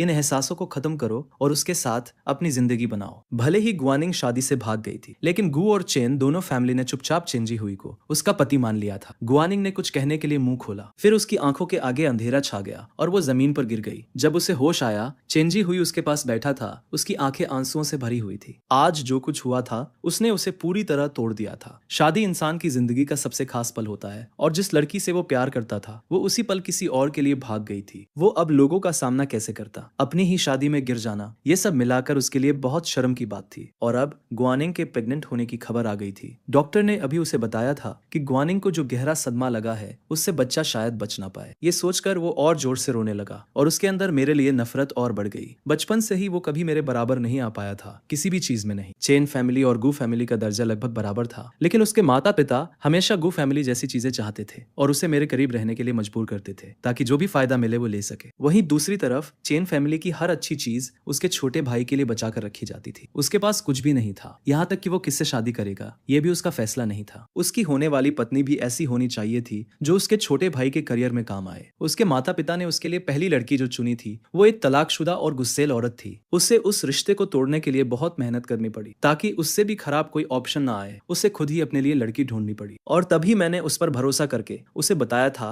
कि मुझे गुआनिंग के लिए फीलिंग्स है। उसे पता था कि मैं सिर्फ गू फैमिली का एडॉप्टेड बेटा हूँ, लेकिन बाहर वालों के लिए मेरे ये एहसास गलत लगते, इसलिए वो सीधे गुआनिंग के पास गया और उसे सब कुछ बता दिया। उसका इरादा सिर्फ मेरा सपना तोड़ना था, लेकिन उसने ये नहीं सोचा था कि गुआनिंग उससे कहेगी कि वो मेरे एहसासों को खत्म करने के लिए उसके साथ मिलकर एक एक्ट करे। उसने इस मौके को तुरंत पकड़ लिया। आखिर गुआनिंग उससे कहीं ज्यादा बेहतर थी जितना उसके माता पिता उसके लिए सोच रहे थे। तो उसने उसके सामने रोना शुरू किया, अपना रोल निभाया और ये दिखाया कि वो सिर्फ उसकी परवाह करता है। और गुआनिंग धीरे धीरे उसके जाल में फंसती चली गई और आखिर में दोनों की शादी हो गई। लेकिन उसी शादी से गुआनिंग मेरे लिए भाग गई। ये उसके लिए सहन करना मुश्किल था। उसके माता पिता उस पर चिल्ला रहे थे कि वो उसे संभाल नहीं पाया, लेकिन गू फैमिली के सामने वो खुद को बेचारगी में दिखाता रहा ताकि उनकी गिल्ट उसके काम आए। पहले गुआनिंग उसे गले लगाकर शांत कर देती, लेकिन अब वो बस छत को घूरते हुए चुप पड़ी थी। ये देखकर चेंजी हुई के अंदर की नाराजगी और बढ़ गई। उसे पता था कि वो दोनों साथ इसलिए आए थे क्योंकि गुआनिंग मुझे दूर करने के लिए उसका इस्तेमाल करना चाहती थी, लेकिन उसने उसे सब कुछ दिया था। फिर भी वो मेरे बारे में सोच रही थी। वानिंग चेंजाही ने बेबस होकर उसे पुकारा। गुआनिंग ने उसे ठंडी नजरों से देखा। उसका चेहरा सफेद पड़ गया था और वो कुछ कहने ही वाली थी। उसकी नजर अपने पेट पर गई। डॉक्टर ने अभी बताया था कि वो 1 महीने की प्रेग्नेंट है, लेकिन वो हमेशा सावधान रहती थी। हर बार सिवाय उस रात के जब खाई वाले हादसे के बाद वो चेंजी को शांत करने में लगी थी। बस उसी एक बार। अगर लिन चेन अभी यहाँ होता तो शायद इस बच्चे को रखना सही होता, लेकिन वो जा चुका था तो इस बच्चे का भी कोई मतलब नहीं था। चेंजी हुई और ये बच्चा दोनों ही सिर्फ एक जरिया थे मुझे दूर करने के लिए। अब जब उसने आखिरकार अपने दिल की बात मान ली थी तो ये बच्चा नहीं रह सकता था। मैं ये प्रेगनेंसी खत्म कर रही। बस ये कुछ शब्द और चेंजी हुई तुरंत खड़ा हो गया, लेकिन उसके कुछ कहने से पहले ही मिस्टर और मिसेस गु अंदर आ गए। मिस्टर गु गुस्से में गुआनिंग पर टूट पड़े। उनका गुस्सा इतना ज्यादा था कि उनकी आंखें पलट गईं और वो बेहोश हो गए। उधर दुनिया के दूसरे कोने में मेरे असली माता पिता के भेजे हुए लोग मुझे कंट्री ए ले जाने के लिए पहुंच चुके थे। जैसे ही मैं अराइवल गेट से बाहर आया मैंने उन्हें देखा। मेरे असली माता पिता फूल लिए खड़े थे और भीड़ में मुझे ढूंढ रहे थे। मेरा चेहरा बिल्कुल मेरी माँ जैसा था। 15 साल बाद हम तीनों एक दूसरे से लिपट कर जोर जोर से रोने लगे। मेरी माँ ने आंसू पूछे, मुझे देखा और फिर से रोने लगी। घर तक के पूरे रास्ते उसने मेरा हाथ पकड़े रखा और छोड़ा नहीं। बेटा, तुम्हारा नाम जो हमने रखा था वो सिंह चेन था। अब तुम्हें क्या बुलाते हैं? सब ठीक है मॉम, मुझे सिंह चेन ही बुलाओ। मैंने गु फैमिली से सारे रिश्ते तोड़ दिए थे। अब मैं उनका हिस्सा नहीं था तो मैं अपने असली माता पिता का नाम ही लूंगा। मेरी माँ ने सिर हिलाया। उसकी आंखें अभी भी नम थी। फिर उसकी नजर मेरे पैरों पर गई। सिंह चेन, अब जब तुम कंट्री आ गए हो क्या तुम अभी भी रेस करना चाहते हो? अगर तुम चाहो तो मैं अभी किसी रेसिंग क्लब से बात कर सकती हूँ। मैं एकदम से चुप हो गया। मेरी नजर अपने पैरों पर गई। मेरी आंखें लाल हो गई और फिर एक के बाद एक आंसू गिरने लगे। मेरी माँ मुझे रोता देखकर घबरा गई। उसे लगा उसने कुछ गले लगा लिया। मुझे माफ कर दो सिंह चेन, अगर तुम नहीं करना चाहते तो कोई बात नहीं। ठीक है, मत करो मॉम, ऐसा नहीं है कि मैं अब रेस नहीं करना चाहता। मैंने उसे सब कुछ बता दिया। चेंजा ने मुझे प्लेटफॉर्म से धक्का दिया। गुआनिंग का चेंजी हुई को बोन रिपेयर इंजेक्शन दे, ये सब कुछ। जब मैं उस हिस्से तक पहुंचा जहां डॉक्टर ने कहा कि मैं अब कभी रेस नहीं कर पाऊंगा, मैं अपनी माँ की बाहों में छिप गया और पूरी तरह टूट गया। इतना समय गुजर चुका था, लेकिन इसे फिर से बोलते ही मैं अब भी इसे स्वीकार नहीं कर पा रहा था। मेरी माँ एक साथ गुस्से में भी थी और मेरे लिए टूट भी रही थी। उसने मुझे लंबे समय तक गले लगाकर शांत किया और तब तक मेरे पास बैठी रही जब तक मैं रोते रोते सो नहीं गया। फिर वो चुपचाप वहां से चली गई। उसके बाद उसने वापस देश में एक कॉल किया, मास्टर फन, मुझे एक मदद चाहिए। कट 2। गुआनिंग की प्रेगनेंसी कंफर्म होने के बाद से ही चेंजाही गु हाउस में रह रहा था। वो उसकी हर छोटी बड़ी जरूरत का ध्यान रख रहा था। जो भी वो मांगती उसे तुरंत दे देता। उसके दिन के तीनों खाने में एक भी डिश दोहराई नहीं जाती थी। गु फैमिली और चेंजी हुई की देखभाल में गुआनिंग का चेहरा धीरे धीरे फिर से भरने लगा। बस एक दिक्कत थी, चेंजी खुद। उनकी शादी की रस्म हो चुकी थी, लेकिन उन्होंने उसे रजिस्टर नहीं कराया था। कानून की नजर में वो पति पत्नी नहीं थे। आज मिसेस गु का बर्थडे था। चाहे गुआनिंग का मन बिल्कुल भी ना हो, उसे घर आना ही पड़ा। लेकिन जब वो पहुंची वहां कोई जश्न नहीं था। उसकी जगह भीड़ लगी हुई थी। लोग इशारे कर रहे थे। उसका दिल घबराहट से कस गया। वो भीड़ को चीरते हुए घर के अंदर गई। मिसेस गु दरवाजे पर खड़ी थी और पुलिस को चेंजा को ले जाने से रोकने की कोशिश कर रही। उसने पास खड़े किसी से पूछा कि क्या हो रहा है और उसे पता चला कि मुझे प्लेटफॉर्म से गिरना कोई हादसा नहीं था। चेंजाही ने मुझे जानबूझकर धक्का दिया था। हर बार ट्रेनिंग के दौरान मैं अपनी प्रैक्टिस रिकॉर्ड करता था ताकि बाद में देख सकूं। उस दिन भी चेंजी हुई से भिड़न से पहले मैं कैमरा बंद करने वाला था, लेकिन उसने मुझे उससे पहले धक्का दे दिया और कैमरे में सब रिकॉर्ड हो गया। फुटेज के बिना भी कई लोगों ने अपनी आंखों से ये सब देखा था। मेरे दोस्त तुरंत पुलिस के पास जाना चाहते थे, लेकिन गुआनिंग की पोजीशन की वजह से टीम के लीडर्स ने उन्हें रोक दिया और किसी को रिपोर्ट करने की इजाजत नहीं दी जब तक कि आज कंट्री ए से आई एक कॉल ने सब कुछ फिर से सामने नहीं ला दिया। सच एक बार फिर उजागर हो गया। उसी समय ये भी सामने आ गया कि गुआनिंग ने बोन रिपेयर इंजेक्शन चेंजाही को दे दिया था। इन सब खुलासों ने गो फैमिली की बची खुची इज्जत भी खत्म कर दी। लीड ऑफिसर का सिर दर्द से फटा जा रहा था। तभी भीड़ के पीछे से एक कार का हॉर्न बजा। सब लोग मुड़कर देखने लगे। एक सख्त चेहरे वाला मिडिल एज आदमी कार से उतरा। वो सीधे गुआनिंग के पास गया। उसने एक स्पेशल वारंट दिखाया। गुआनिंग, तुम पर जानबूझकर किसी को नुकसान पहुंचाने का शक है, हमारे साथ चलो। उसने उसके जवाब का इंतजार भी नहीं किया और पीछे खड़े ऑफिसर्स को इशारा किया। वो तुरंत आगे बढ़े और उसे पकड़कर गाड़ी में बैठा दिया। मिसेस गु चिल्लाई और उसे रोकने के लिए दौड़ी। मिस्टर गु होश में आए और अपनी पत्नी को पकड़कर रोक लिया। उस आदमी की रैंक उनसे बहुत ऊपर थी। गु फैमिली कुछ नहीं कर सकती थी। उधर पुलिस ने भी देरी नहीं की। उन्होंने चेंजी को पकड़ा और पुलिस कार में डाल दिया। भीड़ धीरे धीरे छंट गई और पीछे बस बर्बादी बची रही। मिसेस गु के पैर जवाब दे गए और वो जमीन पर गिर गई। मिस्टर गु ने तुरंत उन्हें संभाला। उनकी आंखों के आगे अंधेरा छा गया और वो बेहोश हो गई। एक अंधेरे पूछताछ वाले कमरे में वो मिडिल एज आदमी गुआनिंग के सामने बैठा था। उसके हाथ में एक कागज था और वो एक एक करके उसके सारे गुनाह पढ़ रहा था। हर आरोप के साथ गुआनिंग के अंदर एक अजीब सा एहसास बढ़ता जा रहा था, क्योंकि वो हर चीज उसने मेरे साथ की थी। उसने कभी मिसेस गू से मेरे असली माता पिता के बारे में पूछा था और उन्होंने डर के साथ बात टाल दी थी। जब उस आदमी ने बोन रिपेयर इंजेक्शन की बात की और बताया कि इससे एम्बेसडर शिया के बेटे का करियर खत्म हो गया, तब उसे पूरी तरह समझ आ गया। एम्बेसडर शिया का बेटा मैं ही था। वो तुरंत खड़ी हो गई, सच जानने के लिए बेताब, लेकिन पीछे खड़े ऑफिसर्स ने उसे फिर से बैठा दिया। उस आदमी ने ठंडी नजर से उसे देखा और उसकी सजा सुनाई। उधर चेंजी हुई की हालत और भी खराब थी। जांच में पता चला कि उसने पहले भी कई लोगों को जानबूझकर नुकसान पहुंचाया था, सिर्फ मेरे साथ ही नहीं और भी लोगों के साथ। चेन फैमिली के पास उसे बचाने की ताकत थी, लेकिन इतने सारे केस और गलत इंसान से पंगा लेने की वजह से उन्होंने उसे पूरी तरह छोड़ दिया। आखिर में चेन फैमिली ने पीड़ितों को बड़ी रकम देकर मामला निपटाया। चेन फैमिली गुस्से से पागल हो गई थी। उन्होंने सारा गुस्सा चेंजी हुई पर उतार दिया। उन्होंने उससे सारे रिश्ते तोड़ दिया। आखिर में गू फैमिली ने उसे वापस अपने घर में रख लिया। मिसेस गू पहले सच में उसे पसंद करती थी। उन्हें लगता था वो शांत और अच्छा लड़का है। वो ही उनकी चुप रहने वाली बेटी के चेहरे पर मुस्कान ला पाता था। जब भी वो घर आता था, घर में हंसी गूंजती थी। अब जब उन्हें उसके किए का सच पता चला, वो उसे देखकर भी परेशान हो जाती थी। उसे देखते ही उनका सिर दर्द करने लगता था। आखिर में उन्होंने उसे पास वाले घर में शिफ्ट कर दिया। उन्होंने कुछ नौकरों को उसकी देखभाल के लिए भेजा और कहा, बस जिंदा रखना, बाकी कुछ मायने नहीं रखता। कुछ समय पहले तक चेंजा ही सबकी नजरों में था, लेकिन एक ही दिन में सब कुछ बदल गया। वो सबकी नजरों में विलेन बन गया और लोग उससे दूर रहने लगे। वो गुस्से में था। वो इसे मानने को तैयार नहीं था, लेकिन मिसेस गू के भेजे हुए नौकरों को उसकी परवाह नहीं थी। अगर मैं तुम्हारी जगह होता तो ये सब छोड़ देता, उनमें से एक ने ठंडे लहजे में कहा। अगर यंग मिस तुम्हारे बच्चे को कैरी नहीं कर रही हो तो गू फैमिली तुम्हारी तरफ देखती भी नहीं। चेंजी ने बच्चे के बारे में सोचा। अब उसके पास कुछ नहीं बचा था। वो बच्चा ही उसका आखिरी सहारा था। उसे हर हाल में गुआनिंग को बच्चे को जन्म देने के लिए मनाना था। ये सोचकर उसने लड़ना बंद कर दिया। उसने सामने रखा बाउल उठाया और चुपचाप खाना खाने लगा। नीचे गुआनिंग, जिसे बिना किसी तय तारीख के पद से हटा दिया गया था, जमीन पर गिरी पड़ी थी। उसके पैर इधर उधर फैले हुए थे। उसके हाथ ढीले पड़े थे। उसकी आंखों की चमक गायब हो चुकी थी। वो अब फीकी और खाली लग रही थी। तभी एक नौकरानी एक बड़ा बॉक्स लेकर अंदर आई। उसने उसे गुआनिंग के सामने रख दिया। मिस,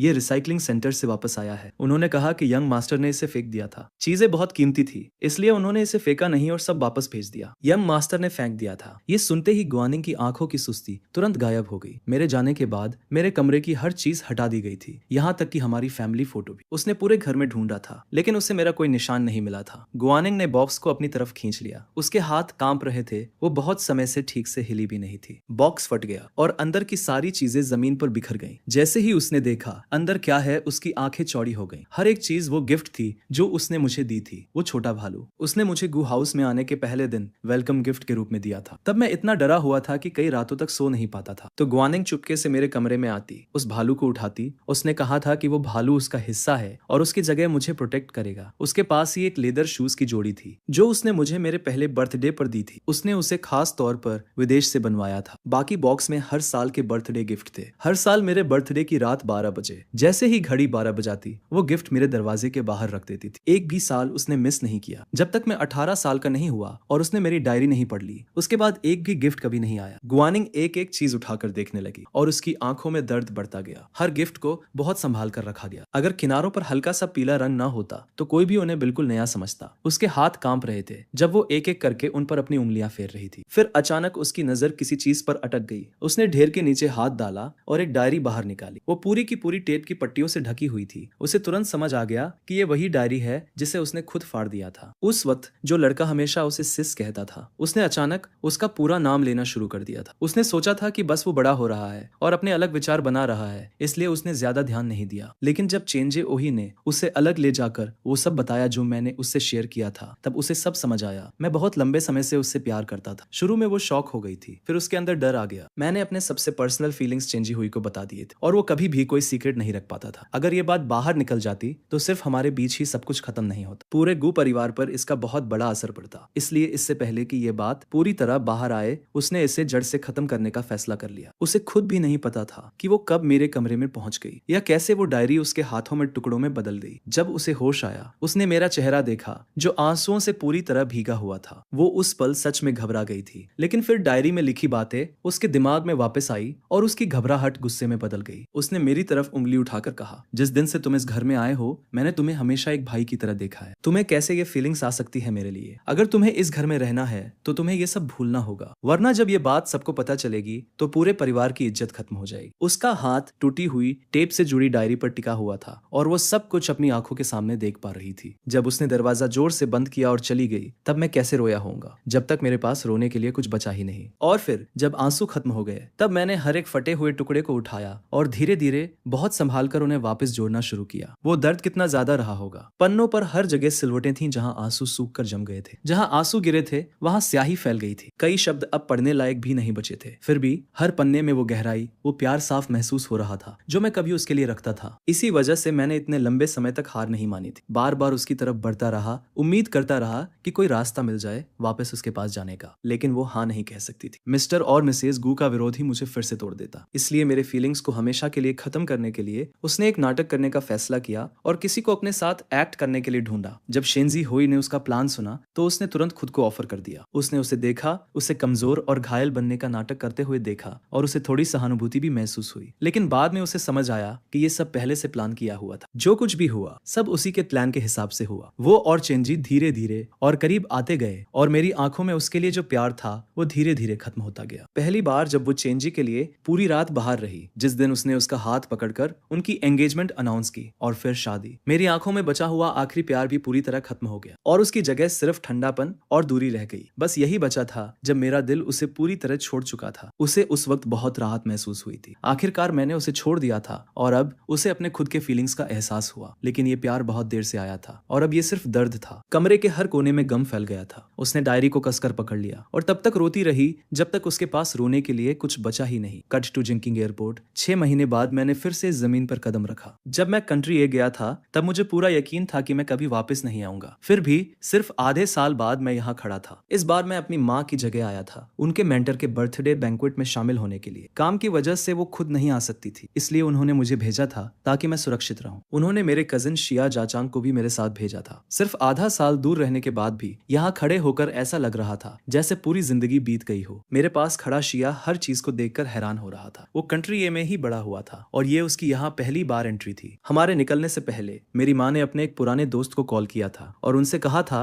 कि वो हमारा ध्यान रखे, इसलिए एयरपोर्ट से निकलते ही हम होटल नहीं गए। हमें सीधे गु परिवार के घर ले जाया गया। गु परिवार शांगडू के साउथ में रहता था, जहाँ शहर के सबसे बड़े और नामी घर थे। और ग्वाटे के पास जो मेरी माँ के मेंटर का घर था, वहीं वो जगह भी थी जहाँ मैं पहले रहता था। जैसे ही मैंने उन जानी पहचानी सड़कों को देखा, मैं अचानक रुक सा गया। मैं इस रास्ते पर अनगिनत बार चल चुका था। जब मैं 6 साल का था और पहली बार गु परिवार के घर आया था, तब हम इसी रास्ते से आए थे। जब मैं 15 साल का था और ट्रेनिंग बहुत देर तक चली थी, तब गुआनिंग मुझे इसी रास्ते से घर छोड़ने आई थी। गुआनिंग की शादी वाले दिन मैं इसी सड़क पर खड़ा था और उसकी शादी की कार को दूर जाते हुए देख रहा था। और आखिर में मैं इसी रास्ते पर अपना सूटकेस घसीटते हुए एयरपोर्ट जा रहा था। इन यादों में खोया हुआ था कि अचानक किसी ने मेरे सामने हाथ हिलाया। मैं तुरंत वापस होश में आया। अरे तू तो कहीं खो गया था, शिया ने चिंता से कहा। कुछ नहीं, मैंने कहा, कुछ भी नहीं। गाड़ी धीरे से गु परिवार के आंगन में आकर रुक गई। जैसे ही हम नीचे उतरे, मिसेस गु हमारे स्वागत के लिए आगे आई। हमने तुरंत अपने लाए हुए गिफ्ट निकाले और स्टाफ को दे दिए। थोड़ी बातचीत के बाद मिसेस गु हमें उन कमरों में ले गई जो उन्होंने हमारे लिए तैयार किए थे। दोनों कमरे ग्राउंड फ्लोर पर थे और जैसे ही हमने ग्लास डोर खोला,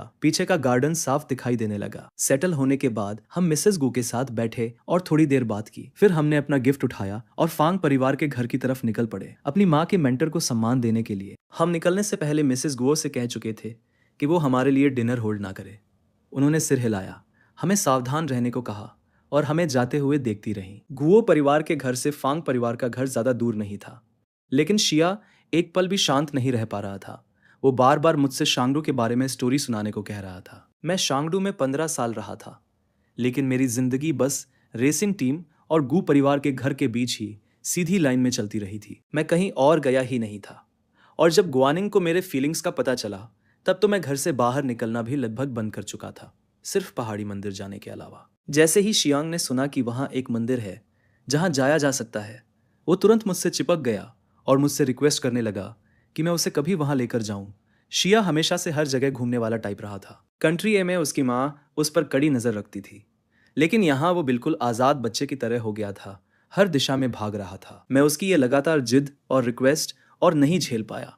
ओल्ड मास्टर फांग के बैंक्वेट के बाद मैं तुम्हें ले जाऊंगा। शिया जाचांग ने आखिरकार मेरा हाथ छोड़ दिया, खुश होकर। जब हम फांग परिवार के घर पहुंचे, स्टाफ पहले से ही बर्थडे बैंक्वेट की तैयारी में लगा हुआ था। स्टुअर्ट्स ने हमें देखा और तुरंत अंदर ले जाने के लिए आगे आए। लिविंग रूम में मैंने तुरंत ओल्ड मास्टर फांग को सोफे पर बैठे देखा। मैंने गिफ्ट टेबल पर रखा और सम्मान से झुककर प्रणाम किया। ग्रैंड मास्टर फांग, मेरे माता पिता की तरफ से हम आपको आसमान जितनी बड़ी और सूरज जितनी लंबी उम्र की शुभकामनाएं देते हैं। मैं और जियांग आपको 1000 साल पुराने पेड़ जैसी ताकत की कामना करते हैं जो हर मौसम में मजबूती से खड़ा रहता है। इतनी सारी शुभकामनाएं सुनकर ओल्ड मास्टर फांग सच में खुश होकर हंस पड़े। उन्होंने अपने पास वाली कुर्सियों के आर्मरेस्ट पर हाथ मारा और हमें अपने पास बैठने को कहा। उन्होंने प्यार से पूछा, आजकल तुम्हारे माता पिता कैसे हैं? वो ठीक हैं, धन्यवाद, और वो माफ़ी चाहते हैं कि वो यहाँ नहीं आ सके, काम में फंसे हुए थे। माफ़ी की ज़रूरत नहीं है, असली बात इरादे की होती है, उन्होंने जवाब दिया। जू, इन दोनों को बाहर घुमा कर लाओ और रात के खाने के लिए वापस आ जाना। यंग लोग बाहर जाकर एंजॉय करें, किसी बूढ़े आदमी के साथ बैठने से अच्छा है जो अब ज़्यादा साथ नहीं दे पाता, उन्होंने कहा। हमने थोड़ी देर और बात की, फिर वहाँ से निकल गए और फुंजू के साथ चल दिए। हम तीनों रास्ते भर आराम से बातें करते रहे। एक समय पर फुंगू ने अचानक अपने माथे पर हाथ मारा। अरे हाँ, मैं तो भूल ही गया, उसने कहा।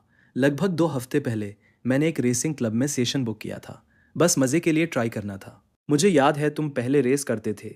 सिंग चेन, मेरे साथ चलकर देखोगे? अगर अच्छा नहीं लगा तो मैं दूसरा ढूंढ लूंगा, उसने कहा। उसकी बात सुनते ही मैं और शिया जाचांग दोनों अचानक चुप हो गए। क्या हुआ? फांगजियो ने हम दोनों की तरफ देखकर पूछा। शिया चेंग ने मेरी तरफ से जवाब दिया। हम शायद नहीं जा पाएंगे, मेरे भाई कुछ पर्सनल वजह से अब रेसिंग सर्किट के पास नहीं जाना चाहते। कोई बात नहीं, हम नहीं जाएंगे, फुंगू ने तुरंत कहा। तुम मेरे गेस्ट हो, मैं चाहता हूं कि तुम इस विजिट का हर पल एंजॉय करो। फेंग शू ने तुरंत स्टीवर्ड को बुलाया और बुकिंग कैंसिल करवा दी। फिर हमें दूसरी तरफ पार्क की ओर ले गया। उधर रेसिंग टीम में चेंजोई सिम्युलेटर प्रैक्टिस देख रहा था। जब से उसके किए हुए सच का खुलासा हुआ था, पूरी टीम को उसके साथ उसका असर झेलना पड़ रहा था। एक के बाद एक मेंबर दूसरे क्लब में ट्रांसफर हो गए थे। रेपुटेशन खराब होने की वजह से अब कम अमीर स्पॉन्सर्स जुड़ना चाहते थे। आखिर में कोच मेंग को अपने सारे कॉन्टेक्ट्स इस्तेमाल करने पड़े कुछ नए इन्वेस्टर्स लाने के लिए। इसी बीच एक ट्रेनिंग सेशन के दौरान कोच में गुस्से में अंदर आए। उन्होंने जोर से ताली बजाई और कहा, सब बंद करो, सब घर जाओ। उनके अचानक गुस्से से सब लोग एक दूसरे को हैरानी से देखने लगे। चेंजाही भी अपनी कुर्सी से उठकर उनके पास आ गया। अब क्या हुआ? उसने पूछा। मुझे क्या पता, कोच मेंग ने गुस्से में जवाब दिया। अभी कोई फांग परिवार से आया था और कहा कि वो नहीं आएंगे और अपना इन्वेस्टमेंट वापस ले रहे हैं। ये सुनते ही माहौल एकदम भड़क गया। सब लोग एक साथ बोलने लगे, कुछ तो रो भी रहे थे। वो उसी फंडिंग पर टिके हुए थे ताकि ट्रेनिंग और कंपटीशन जारी रख सके। जैसे जैसे शिकायतें बढ़ती जा रही थी, चेंजी का चेहरा हर सेकंड और ज्यादा फीका पड़ता जा रहा था। उसने अपने नाखून को अपनी हथेली में दबाया और पूछा, क्यों? मुझे नहीं पता, कोच मेंग ने तुरंत जवाब दिया। चेंजुई को खुद नहीं पता चला कि वो वहां से कैसे बाहर निकला। दोपहर की तेज धूप उसकी आंखों को जला रही थी, लेकिन उसे कुछ भी महसूस नहीं हो रहा था। वो खाली इंसान की तरह घर की तरफ चल रहा था। वो लगभग गुआनिंग से टकरा गया जो बाहर जा रही थी। कहाँ जा रही हो? उसने आदत से पूछा। तुम्हें इससे कोई मतलब नहीं, गुआनिंग ने बिना उसकी तरफ देखे कहा। वो पहले ही दरवाजे की तरफ बढ़ चुकी थी। मिसेस गू को अभी अभी फांग परिवार से ओल्ड मास्टर फांग के बर्थडे बैंक्वेट का इनविटेशन मिला था। असल में वहां जाना उसका काम नहीं था, लेकिन उसने सुना था कि एम्बेसडर शिया का बेटा भी वहां आने वाला है। और अब सबको पता था कि एम्बेसडर शिया का बेटा मैं हूँ। ये सोचकर कि वो मुझे फिर से देख सकती है, उसने सब कुछ नजरअंदाज कर दिया और चुपके से फांग परिवार के घर निकल पड़ी। क्या मतलब? तुम्हें इससे मतलब नहीं, चेंजी होई ने उसके पीछे से कहा। मैं तुम्हारा हस्बैंड हूँ, उसने जोर देकर कहा। हमने कभी रजिस्टर नहीं किया, शादी भी पूरी नहीं हुई थी, तुम मेरे हस्बैंड नहीं हो, उसने बिना पीछे देखे जवाब दिया। वो सीधे बाहर निकल गई। उसे जाते हुए देखकर चेंजी हुई ने दांत भींचे और चुपचाप उसके पीछे चल पड़ा। उसे अच्छी तरह पता था कि वो किससे मिलने जा रही है। फुनशू ने मुझे और शिया चांग को काफी देर तक एंटरटेन किया। फिर हम वापस लौटे, लेकिन जैसे ही हम गेट पर पहुंचे, मेरी नजर एक जानी पहचानी शख्स पर पड़ी। जिस दिन से मैंने गुआनिंग को पूरी तरह छोड़ दिया था, मैं उसे दोबारा कभी नहीं देखना चाहता था। मेरा पहला रिएक्शन था कि मैं रास्ता बदल लूं, लेकिन गुआनिंग की तेज नजरों ने मुझे तुरंत देख लिया। लिन चेन, उसने आवाज दी। मैंने धीरे से सांस ली। मैं मुड़ा और उसकी तरफ देखा। मेरा चेहरा बिल्कुल खाली था। गुआनिंग का पहला रिएक्शन था मेरी तरफ हाथ बढ़ाना, लेकिन मेरे सामने खड़े 2 आदमियों ने उसे वहीं रोक दिया। पहले गुआनिंग बिना सोचे समझे उन्हें रास्ते से हटने को कह देती, लेकिन अब उसकी हैसियत वैसी नहीं रही थी और उनमें से एक ओल्ड मास्टर फुन का खुद का पोता था। वो उससे टकराने की हिम्मत नहीं कर सकती थी। तुम्हें मेरे भाई से क्या चाहिए? शिया चांग ने पूछा। वो पहले ही गुआनिंग के मेरे साथ किए हुए सब कुछ के बारे में काफी सुन चुका था। हमारे वापस आने से पहले मेरी माँ ने उसे बार बार गु परिवार से सावधान रहने को कहा था, खासकर गुआनिंग और चेंजे हुई से। उसका सवाल सुनकर गुआनिंग एक पल के लिए चुप हो गई। उसने मुंह खोला, लेकिन क्या कहती कि मुझे छोड़ने के बाद उसे अपने फीलिंग्स का एहसास हुआ और अब वो मुझे वापस चाहती है। जहां तक चेंजोई की बात है, वो उससे छुटकारा पा सकती थी। उन्होंने कभी शादी रजिस्टर ही नहीं की थी। उसने हल्का सा निगला और उन दोनों के पार मुझे देखने लगी। सिर्फ आधा साल हुआ था जब हम आखिरी बार मिले थे, लेकिन अब मैं पहले से बेहतर दिख रहा था जितना मैं कभी गू परिवार में था। मेरी आंखों में जो पहले हमेशा हल्का सा अंधेरा रहता था, अब वहां रोशनी थी। लीन चेन, मुझे पता है मैं गलत थी, उसने कहा। मुझे तुम्हारे साथ वैसा कभी नहीं करना चाहिए था। मैं खुद को बार बार समझाती रही कि मुझे तुम्हारे लिए कोई फीलिंग्स नहीं है, लेकिन तुम्हारे जाने के बाद मुझे सब समझ आया। तुम ही वो इंसान हो जिससे मैं सच में प्यार करती हूँ। चेंजा हुई तो बस एक टूल था जिसे मैंने तुम्हें दूर करने के लिए इस्तेमाल किया। तो प्लीज क्या तुम मुझे एक और मौका दोगे? वो ऐसे बोल रही थी जैसे कोई पत्नी जिसने सालों तक अपने पति को दुख दिया हो और अब माफी मांग रही हो। लेकिन मैं उसका ऐसा कोई हस्बैंड नहीं था। मैंने उसकी हर बात सुनी, लेकिन मुझे सिर्फ कड़वा ताना सा महसूस हुआ। लेकिन तुमने तो कहा था कि मैं सिर्फ तुम्हारा भाई हूँ। तुमने कहा था कि मुझे ऐसा महसूस करने का कोई हक नहीं है, और अगर ये बात बाहर आ गई तो ये पूरे गू परिवार की बेइज्जती होगी। तुमने चेंजुई को एक टूल की तरह इस्तेमाल किया मुझे दूर करने के लिए, और वो बिल्कुल वैसा ही हुआ जैसा तुम चाहती थी। ये सब तुमने खुद किया और अब तुम ही इसे वापस लेने की बात कर रही। बताओ गुआनिंग, क्या दुनिया ऐसे चलती है? मेरे हर शब्द उसके ऊपर वार की तरह गिर रहे थे। गुआनिंग की उंगलियां हल्का सा कांपने लगी। उस वक्त वो बस मेरे फीलिंग्स को जितनी जल्दी हो सके खत्म करना चाहती थी, इसलिए उसने बिना सोचे समझे कुछ भी कह दिया था। मुझे लगा था कि मैं इन सब से आगे बढ़ चुका हूँ, लेकिन गुआनिंग के सामने खड़े होकर उसकी कही और की गई हर बात की गूंज फिर से मेरे अंदर लौट आई। तुम मुझसे दूसरा मौका मांग रही हो गुआनिंग, लेकिन जब गाड़ी उस खाई में गिर रही थी तब तुमने मुझे एक मौका क्यों नहीं दिया? जब मैं तुमसे रोकर गिड़गिड़ाकर कह रहा था कि मुझे बोन रिपेयर इंजेक्शन दे दो ताकि मैं अपने पैर बचा सकूं, तुमने मुझे वो मौका क्यों नहीं दिया? तुमने मुझे जरा सी भी उम्मीद क्यों नहीं दी? मेरे आखिरी शब्द निकलते निकलते मैं खुद को मुश्किल से संभाल पा रहा था। आंसू रुक ही नहीं रहे थे। मेरी आंखों में गुस्सा और वो दर्द भरा था जो कभी पूरी तरह ठीक ही नहीं हुआ। 15 साल, वो मुझे पूरे 15 साल से जानती थी। उसे पता था कि मेरे लिए ये पैर क्या मायने रखते हैं। वो मेरी जिंदगी जितने जरूरी थे। फिर भी उसने डॉक्टर से कहा कि वो इंजेक्शन चेंजाही को दे दे, जिससे उसकी जरूरत भी नहीं थी। उसके बाद कई हफ्तों तक मुझे हर रात बुरे सपने आते रहे। शिया चेंग ने वो सब सुना जो मैं इतने समय से अपने अंदर दबाए हुए था, और उसने मुझे संभालने के लिए हाथ बढ़ाया। उसके चेहरे पर मेरे लिए दर्द साफ दिख रहा था। मैंने सिर हिलाया और बोलता रहा, गुआनिंग कंट्री जाने के बाद मेरे पास सोचने के लिए बहुत समय था। तुम सही थी कि मैं छोटा था। मेरा पूरा दिल बस तुम्हारे साथ रहने में लगा हुआ था। मैंने ये सोचा ही नहीं कि इसका मतलब क्या होता है। अगर तुम्हें मुझसे नफरत थी तो मैं समझ सकता हूँ, लेकिन मैंने तो बस तुमसे चुपचाप प्यार किया था, बस इतना ही। तो फिर क्यों तुमने मेरी पूरी जिंदगी के लिए रेस करने की क्षमता क्यों छीन ली? तुमने कहा था कि तुम मेरा ख्याल रखोगी। क्या तुमने सच में ये बात दिल से कही थी? गुआनिंग अपनी सांसों को संभालने की कोशिश कर रही थी, लेकिन मेरे शब्द उसके अंदर बिना रुके चाकू की तरह घुस रहे थे। उसे समझ ही नहीं आ रहा था कि वो क्या बोले। उस वक्त उसे अपने खुद के फीलिंग्स का भी पता नहीं था। वो बस चाहती थी कि मैं उसे छोड़ दूं, इसलिए उसने वही कहा जो उसे सही लगा। और तब वो चेंजी हुई से शादी करने वाली थी। उसे तब तक ये भी नहीं पता था कि वो असल में कैसा इंसान है। उसने खुद को समझाया था कि अगर मैं घर के बाहर काम नहीं कर पाऊंगा तब भी उसके पास इतना है कि वो मुझे संभाल सके, और चेंजी को भी इससे कोई फर्क नहीं पड़ेगा। लेकिन अब सब बदल चुका था। अब वो ये सब कह नहीं पा रही थी। मैंने उसकी तरफ से नजर हटाकर पीछे देखा। कोई उसके पीछे छुपने की कोशिश कर रहा था। वो वही था जिसने असल में मेरे पैरों के साथ जो हुआ उसका जिम्मेदार था। मैं हल्का सा ठंडा मुस्कुराया। वहां पीछे क्या छुप रहे हो? मैंने आवाज लगाई। गुआनिंग तुरंत पलटी और उसका चेहरा एकदम सख्त हो गया। चेंजी हुई उसके पीछे आ चुका था। घर जाओ, उसने कहा। चेंजी हुई पहले से ही गुस्से में था, और जो कुछ भी उसने सुना था उससे और भड़क गया था। अब उस पर चिल्लाया भी गया तो उसने पूरी एक्टिंग छोड़ दी और आगे बढ़ा। उसने गुआनिंग का हाथ पकड़ने की कोशिश की, लेकिन उसने उसे छूने से पहले ही अपना हाथ खींच लिया। फिर उसने मेरी तरफ देखा। उसका जबड़ा कस गया था। उसने मुझे ऊपर से नीचे तक देखा और उसकी नजर मेरे पैरों पर आकर रुक गई। तुम जानते हो, उसने लगभग आराम से कहा, हमारा क्लब फांग परिवार का इन्वेस्टमेंट पाने के बहुत करीब था। सब लोग बहुत मेहनत कर रहे थे। फिर कोच मेंग आया और कहा कि वो डील कैंसिल हो गई, और पता चला कि ये सब इसलिए हुआ क्योंकि तुम अब रेस नहीं कर सकते। तुम क्लब को अच्छा करते हुए नहीं देख सकते, इसलिए तुमने फांग परिवार से इन्वेस्टमेंट हटवा दिया। लिन चैन, तुम अब भी पहले जैसे ही स्वार्थी हो। अपना मुंह बंद करो, फुनु ने ठंडे स्वर में कहा। गू परिवार ने तुम्हें पाला है, और तुम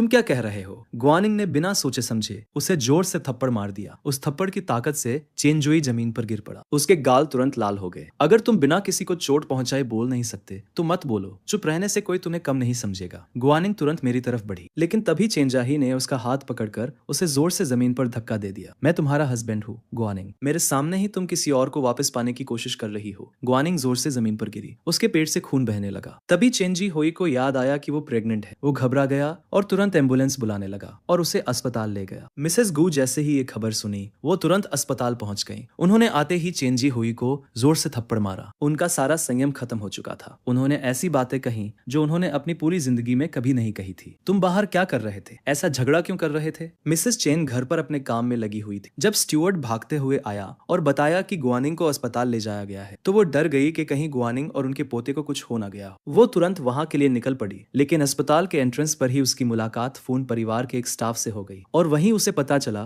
कि चेन हुई ने कितनी बड़ी बेवकूफी कर दी थी। मैं अब गू परिवार का अडॉप्टेड बेटा नहीं था, मैं एक एम्बेसडर का बेटा था। गू परिवार की हैसियत गिर चुकी थी। वो किसी को नाराज करने की हालत में नहीं थे। और जब चेंजुई ने वो सब कहा था तब ओल्ड मास्टर फून का खुद का पोता वहीं खड़ा था। जो आदमी पिछली बार गुआनिंग को लेने आया था वो फंग शू का अंकल था। जैसे ही उसने कंफर्म किया कि मुझे कोई चोट नहीं आई है, मिसेस गू ने हाथ उठाया और गुआनिंग को भी एक जोरदार थप्पड़ मार दिया। तुम्हें पता है अभी तुम्हारी क्या हैसियत है? तुम्हें पता है लिन चेन कौन है? और फिर भी तुम उसने उलझने चली गई। उसके साथ इतना सब करने के बाद भी। गुआनिंग, क्या तुम्हें सच में लगता है कि वो तुम्हें माफ कर देगा? मॉम, मुझे पता है मैं क्या कर रही हूँ। तुम मुझे मार डालोगी। अपनी बेटी की बात सुनकर भी मिसेस गू को कोई राहत नहीं मिली, बल्कि उन्होंने अपना हाथ और कसकर अपने सीने पर रख लिया। बिना कुछ और बोले वो मुड़ी और गुस्से में वहां से चली गई। उन फीलिंग्स को छोड़ दो जिनकी यहाँ कोई जगह नहीं है। बच्चा चला गया है और अब गुआनिंग के लिए कोई अगला मौका नहीं होगा। प्रेगनेंसी खत्म हो जाना उसके लिए एक तरह से राहत बन गया। अब वो आजाद थी, कोई बंधन नहीं, कोई जिम्मेदारी नहीं जो उसे रोक सके। अब वो पूरी तरह से मेरे पीछे आ सकती थी। चेन जी, जो उसका चेहरा देख रहा था,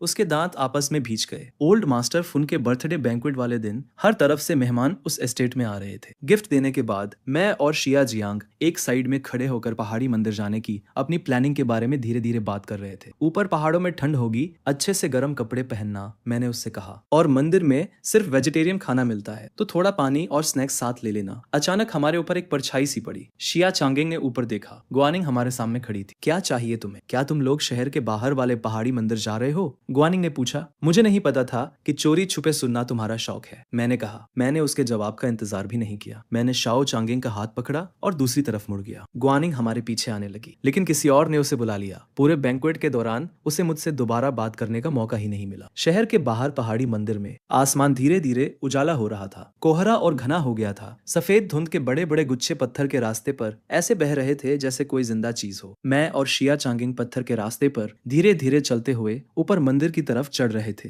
थोड़ा आगे से बौद्ध मंत्रों की धीमी आवाज आ रही थी और दूर कहीं घंटी की गहरी आवाज गूंज रही थी। मंदिर के अंदर पुराने पेड़ बहुत ऊंचे खड़े थे। हमारे पैरों के नीचे की पत्थर की सीढ़ियां काई से ढकी हुई थी। हल्की हवा चली और पेड़ों से पत्ते टूटकर नीचे गिरने लगे, धीरे धीरे सरसराते हुए। छज्जे से लटकती कांसे की घंटियां हिलने लगी और हल्की सी आवाज करने लगी। मैंने एक लंबी सांस ली और कोने में रखी पत्थर की सीट पर बैठ गया। मैं शिया जाचांग को देख रहा था, जो एक बच्चे की तरह हर चीज को देखकर एक्साइटेड हो रहा था। सब कुछ बहुत शांत होना चाहिए था, लेकिन तभी गुआनिंग वहां आ गई और उसने उस पल को तोड़ दिया। जैसे ही मैंने उसे अपनी तरफ आते देखा, मेरे दिमाग में पहला ख्याल आया, ये मुझे अकेला क्यों नहीं छोड़ती? लिन चेन, क्या हम ठीक से बात कर सकते हैं? मेरा पहला रिएक्शन था मना कर देना, लेकिन फिर मैंने सोचा कि अगर मैं वापस कंट्री ये चला गया और वो वहां भी मेरा पीछा करती रही तो बेहतर है कि इसे यहीं हमेशा के लिए खत्म कर दूं। इसलिए मैं उठने की बजाय वहीं बैठा रहा। ठीक है, क्या बात करनी है? गुआनिंग की आंखों में थोड़ी राहत दिखी। वो मेरे पास बैठने के लिए आगे बढ़ी, लेकिन मैं खड़ा हो गया और वहां से दूर चला गया। मैं एक बड़े विशिंग ट्री के नीचे जाकर रुका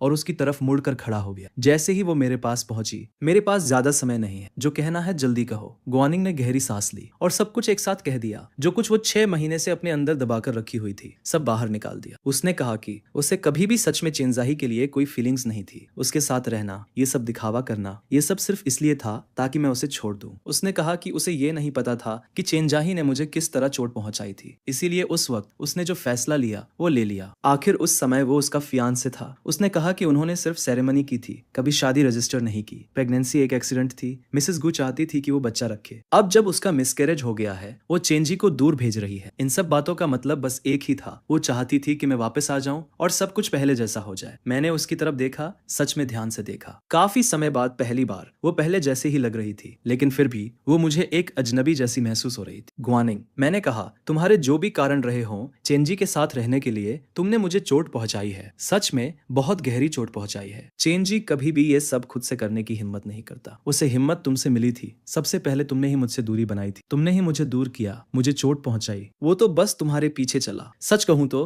तुम दोनों एक दूसरे के ही लायक हो। ये सुनकर गुआनिंग का चेहरा एकदम फीका पड़ गया। उसे उम्मीद नहीं थी कि मैं ऐसा कहूंगा, लेकिन उसे चेंजाही की बिल्कुल परवाह नहीं थी, खासकर अब जब उसे पता चल गया था कि वो असल में कैसा जैसा इंसान है। अब उसे उसकी हर बात से घिन आ रही थी। मैं उसकी तरफ देख भी नहीं रहा था। मैं बस बोलता गया, तुमने ही मुझे दूर किया, तुमने ही मुझे पहले छोड़ने पर मजबूर किया। हाँ, मैं तुमसे प्यार करता था, सच में करता था, क्योंकि जब मैं गो परिवार में आया था तुम ही पहली इंसान थी जिसने मेरे साथ अच्छा बर्ताव किया था। तुमने मेरी लगभग पूरी जवानी भर दी थी, तो जाहिर है कि मैं तुमसे प्यार करने लगा। लेकिन जब तुमने मुझे दूर किया तब मैंने दुनिया को देखा और मैंने सीखा कि मुझे तुम्हारी जरूरत नहीं है। तुम और चेंजी ने जो कुछ भी किया उसके बाद सिर्फ एक फिर से शुरू करते हैं बोल देने से सब कुछ खत्म नहीं हो जाता। ऐसा नहीं होता कि हम फिर से वैसे ही बन जाएं जैसे पहले थे। मेरे पैर अब कभी रेस नहीं कर सकते जो तुमने किया उसकी वजह से। जब तक ये दर्द रहेगा मैं तुम्हें माफ नहीं कर सकता। गुआनिंग, तुम स्वार्थी हो। तुम हर चीज ऐसे दिखाती हो जैसे तुम दूसरों के बारे में सोच रही हो, लेकिन आखिर में सब कुछ तुम्हारी खुद की चाहत पर आकर रुकता है। तुमने चेंजी को इस्तेमाल किया मुझे दूर करने के लिए और उसे सच बना दिया। अब मुझे वापस पाने के लिए तुम कह रही हो कि तुमने उसे कभी प्यार ही नहीं किया। तुम्हारी दुनिया में हम दोनों बस टूल थे। तुमने एक बार मुझसे कहा था कि मैं हमेशा तुम्हारे लिए सबसे पहले रहूंगा, कि तुम मुझे कभी चोट नहीं पहुंचाओगी। गुआनिंग, वो वादा सबसे पहले तुमने ही तोड़ा था, तो अब तुम्हें क्या हक है मुझसे वापस आने और माफ करने के लिए कहने का? एक के बाद एक सच सुनकर गुआनिंग ने धीरे से अपनी आंखें बंद कर ली। वो जो कुछ कहना चाहती थी अब उसके पास शब्द ही नहीं बचे थे। उसके अंदर कड़वाहट भर गई थी, गले तक। उसका दिमाग अचानक पीछे चला गया, उन रातों में से एक रात जब मैं डर की वजह से सो नहीं पा रहा था। वो मेरे बिस्तर के किनारे बैठी थी, हाथ में छोटा सा भालू पकड़े हुए मुझे सोने की कहानी सुना रही थी। कहानी खत्म होने पर उसने वो भालू मेरे तकिए के पास रखा था और उसने धीरे से कहा था, मैं इस भालू की तरह रहूंगी, हमेशा तुम्हारी रक्षा करूंगी, मैं तुम्हें कभी चोट नहीं पहुंचाऊंगी, तुम हमेशा मेरी पहली पसंद रहोगे, तुम बस मुझे अच्छा महसूस कराने के लिए ऐसा कह रही हो। मैंने कहा था, नहीं, मैं सच कह रही हूँ। चलो पिंकी, प्रॉमिस करते हैं अगर मैंने कभी सच में तुम्हें चोट पहुंचाई तो मैं तुमसे फिर कभी बात नहीं करूंगी। वापस वर्तमान में उसकी आंखों से आंसू चुपचाप बहने लगे। गुआनिंग ने आंखें खोली और मेरी तरफ देखा, लेकिन मैं पहले ही मुड़ चुका था और पहाड़ से नीचे उतर रहा था। मैंने एक बार भी पीछे मुड़कर नहीं देखा। लिन चेन, गुआनिंग ने पीछे से आवाज दी। मेरे कदम एक पल के लिए धीमे पड़े, लेकिन मैं रुका नहीं। क्या सच में हमारे लिए कोई मौका नहीं है? जरा सा भी नहीं। मैं बिना पीछे देखे चलता रहा जब तक कि मैं उसकी नजरों से पूरी तरह गायब नहीं हो गया। गुआनिंग ने आखिरकार अपना चेहरा अपने हाथों में छुपा लिया और जोर जोर से रोने लगी। वानिंग, चेंजी ने उसे पुकारा, लेकिन अब उसकी आंखों में ना कोई नफरत थी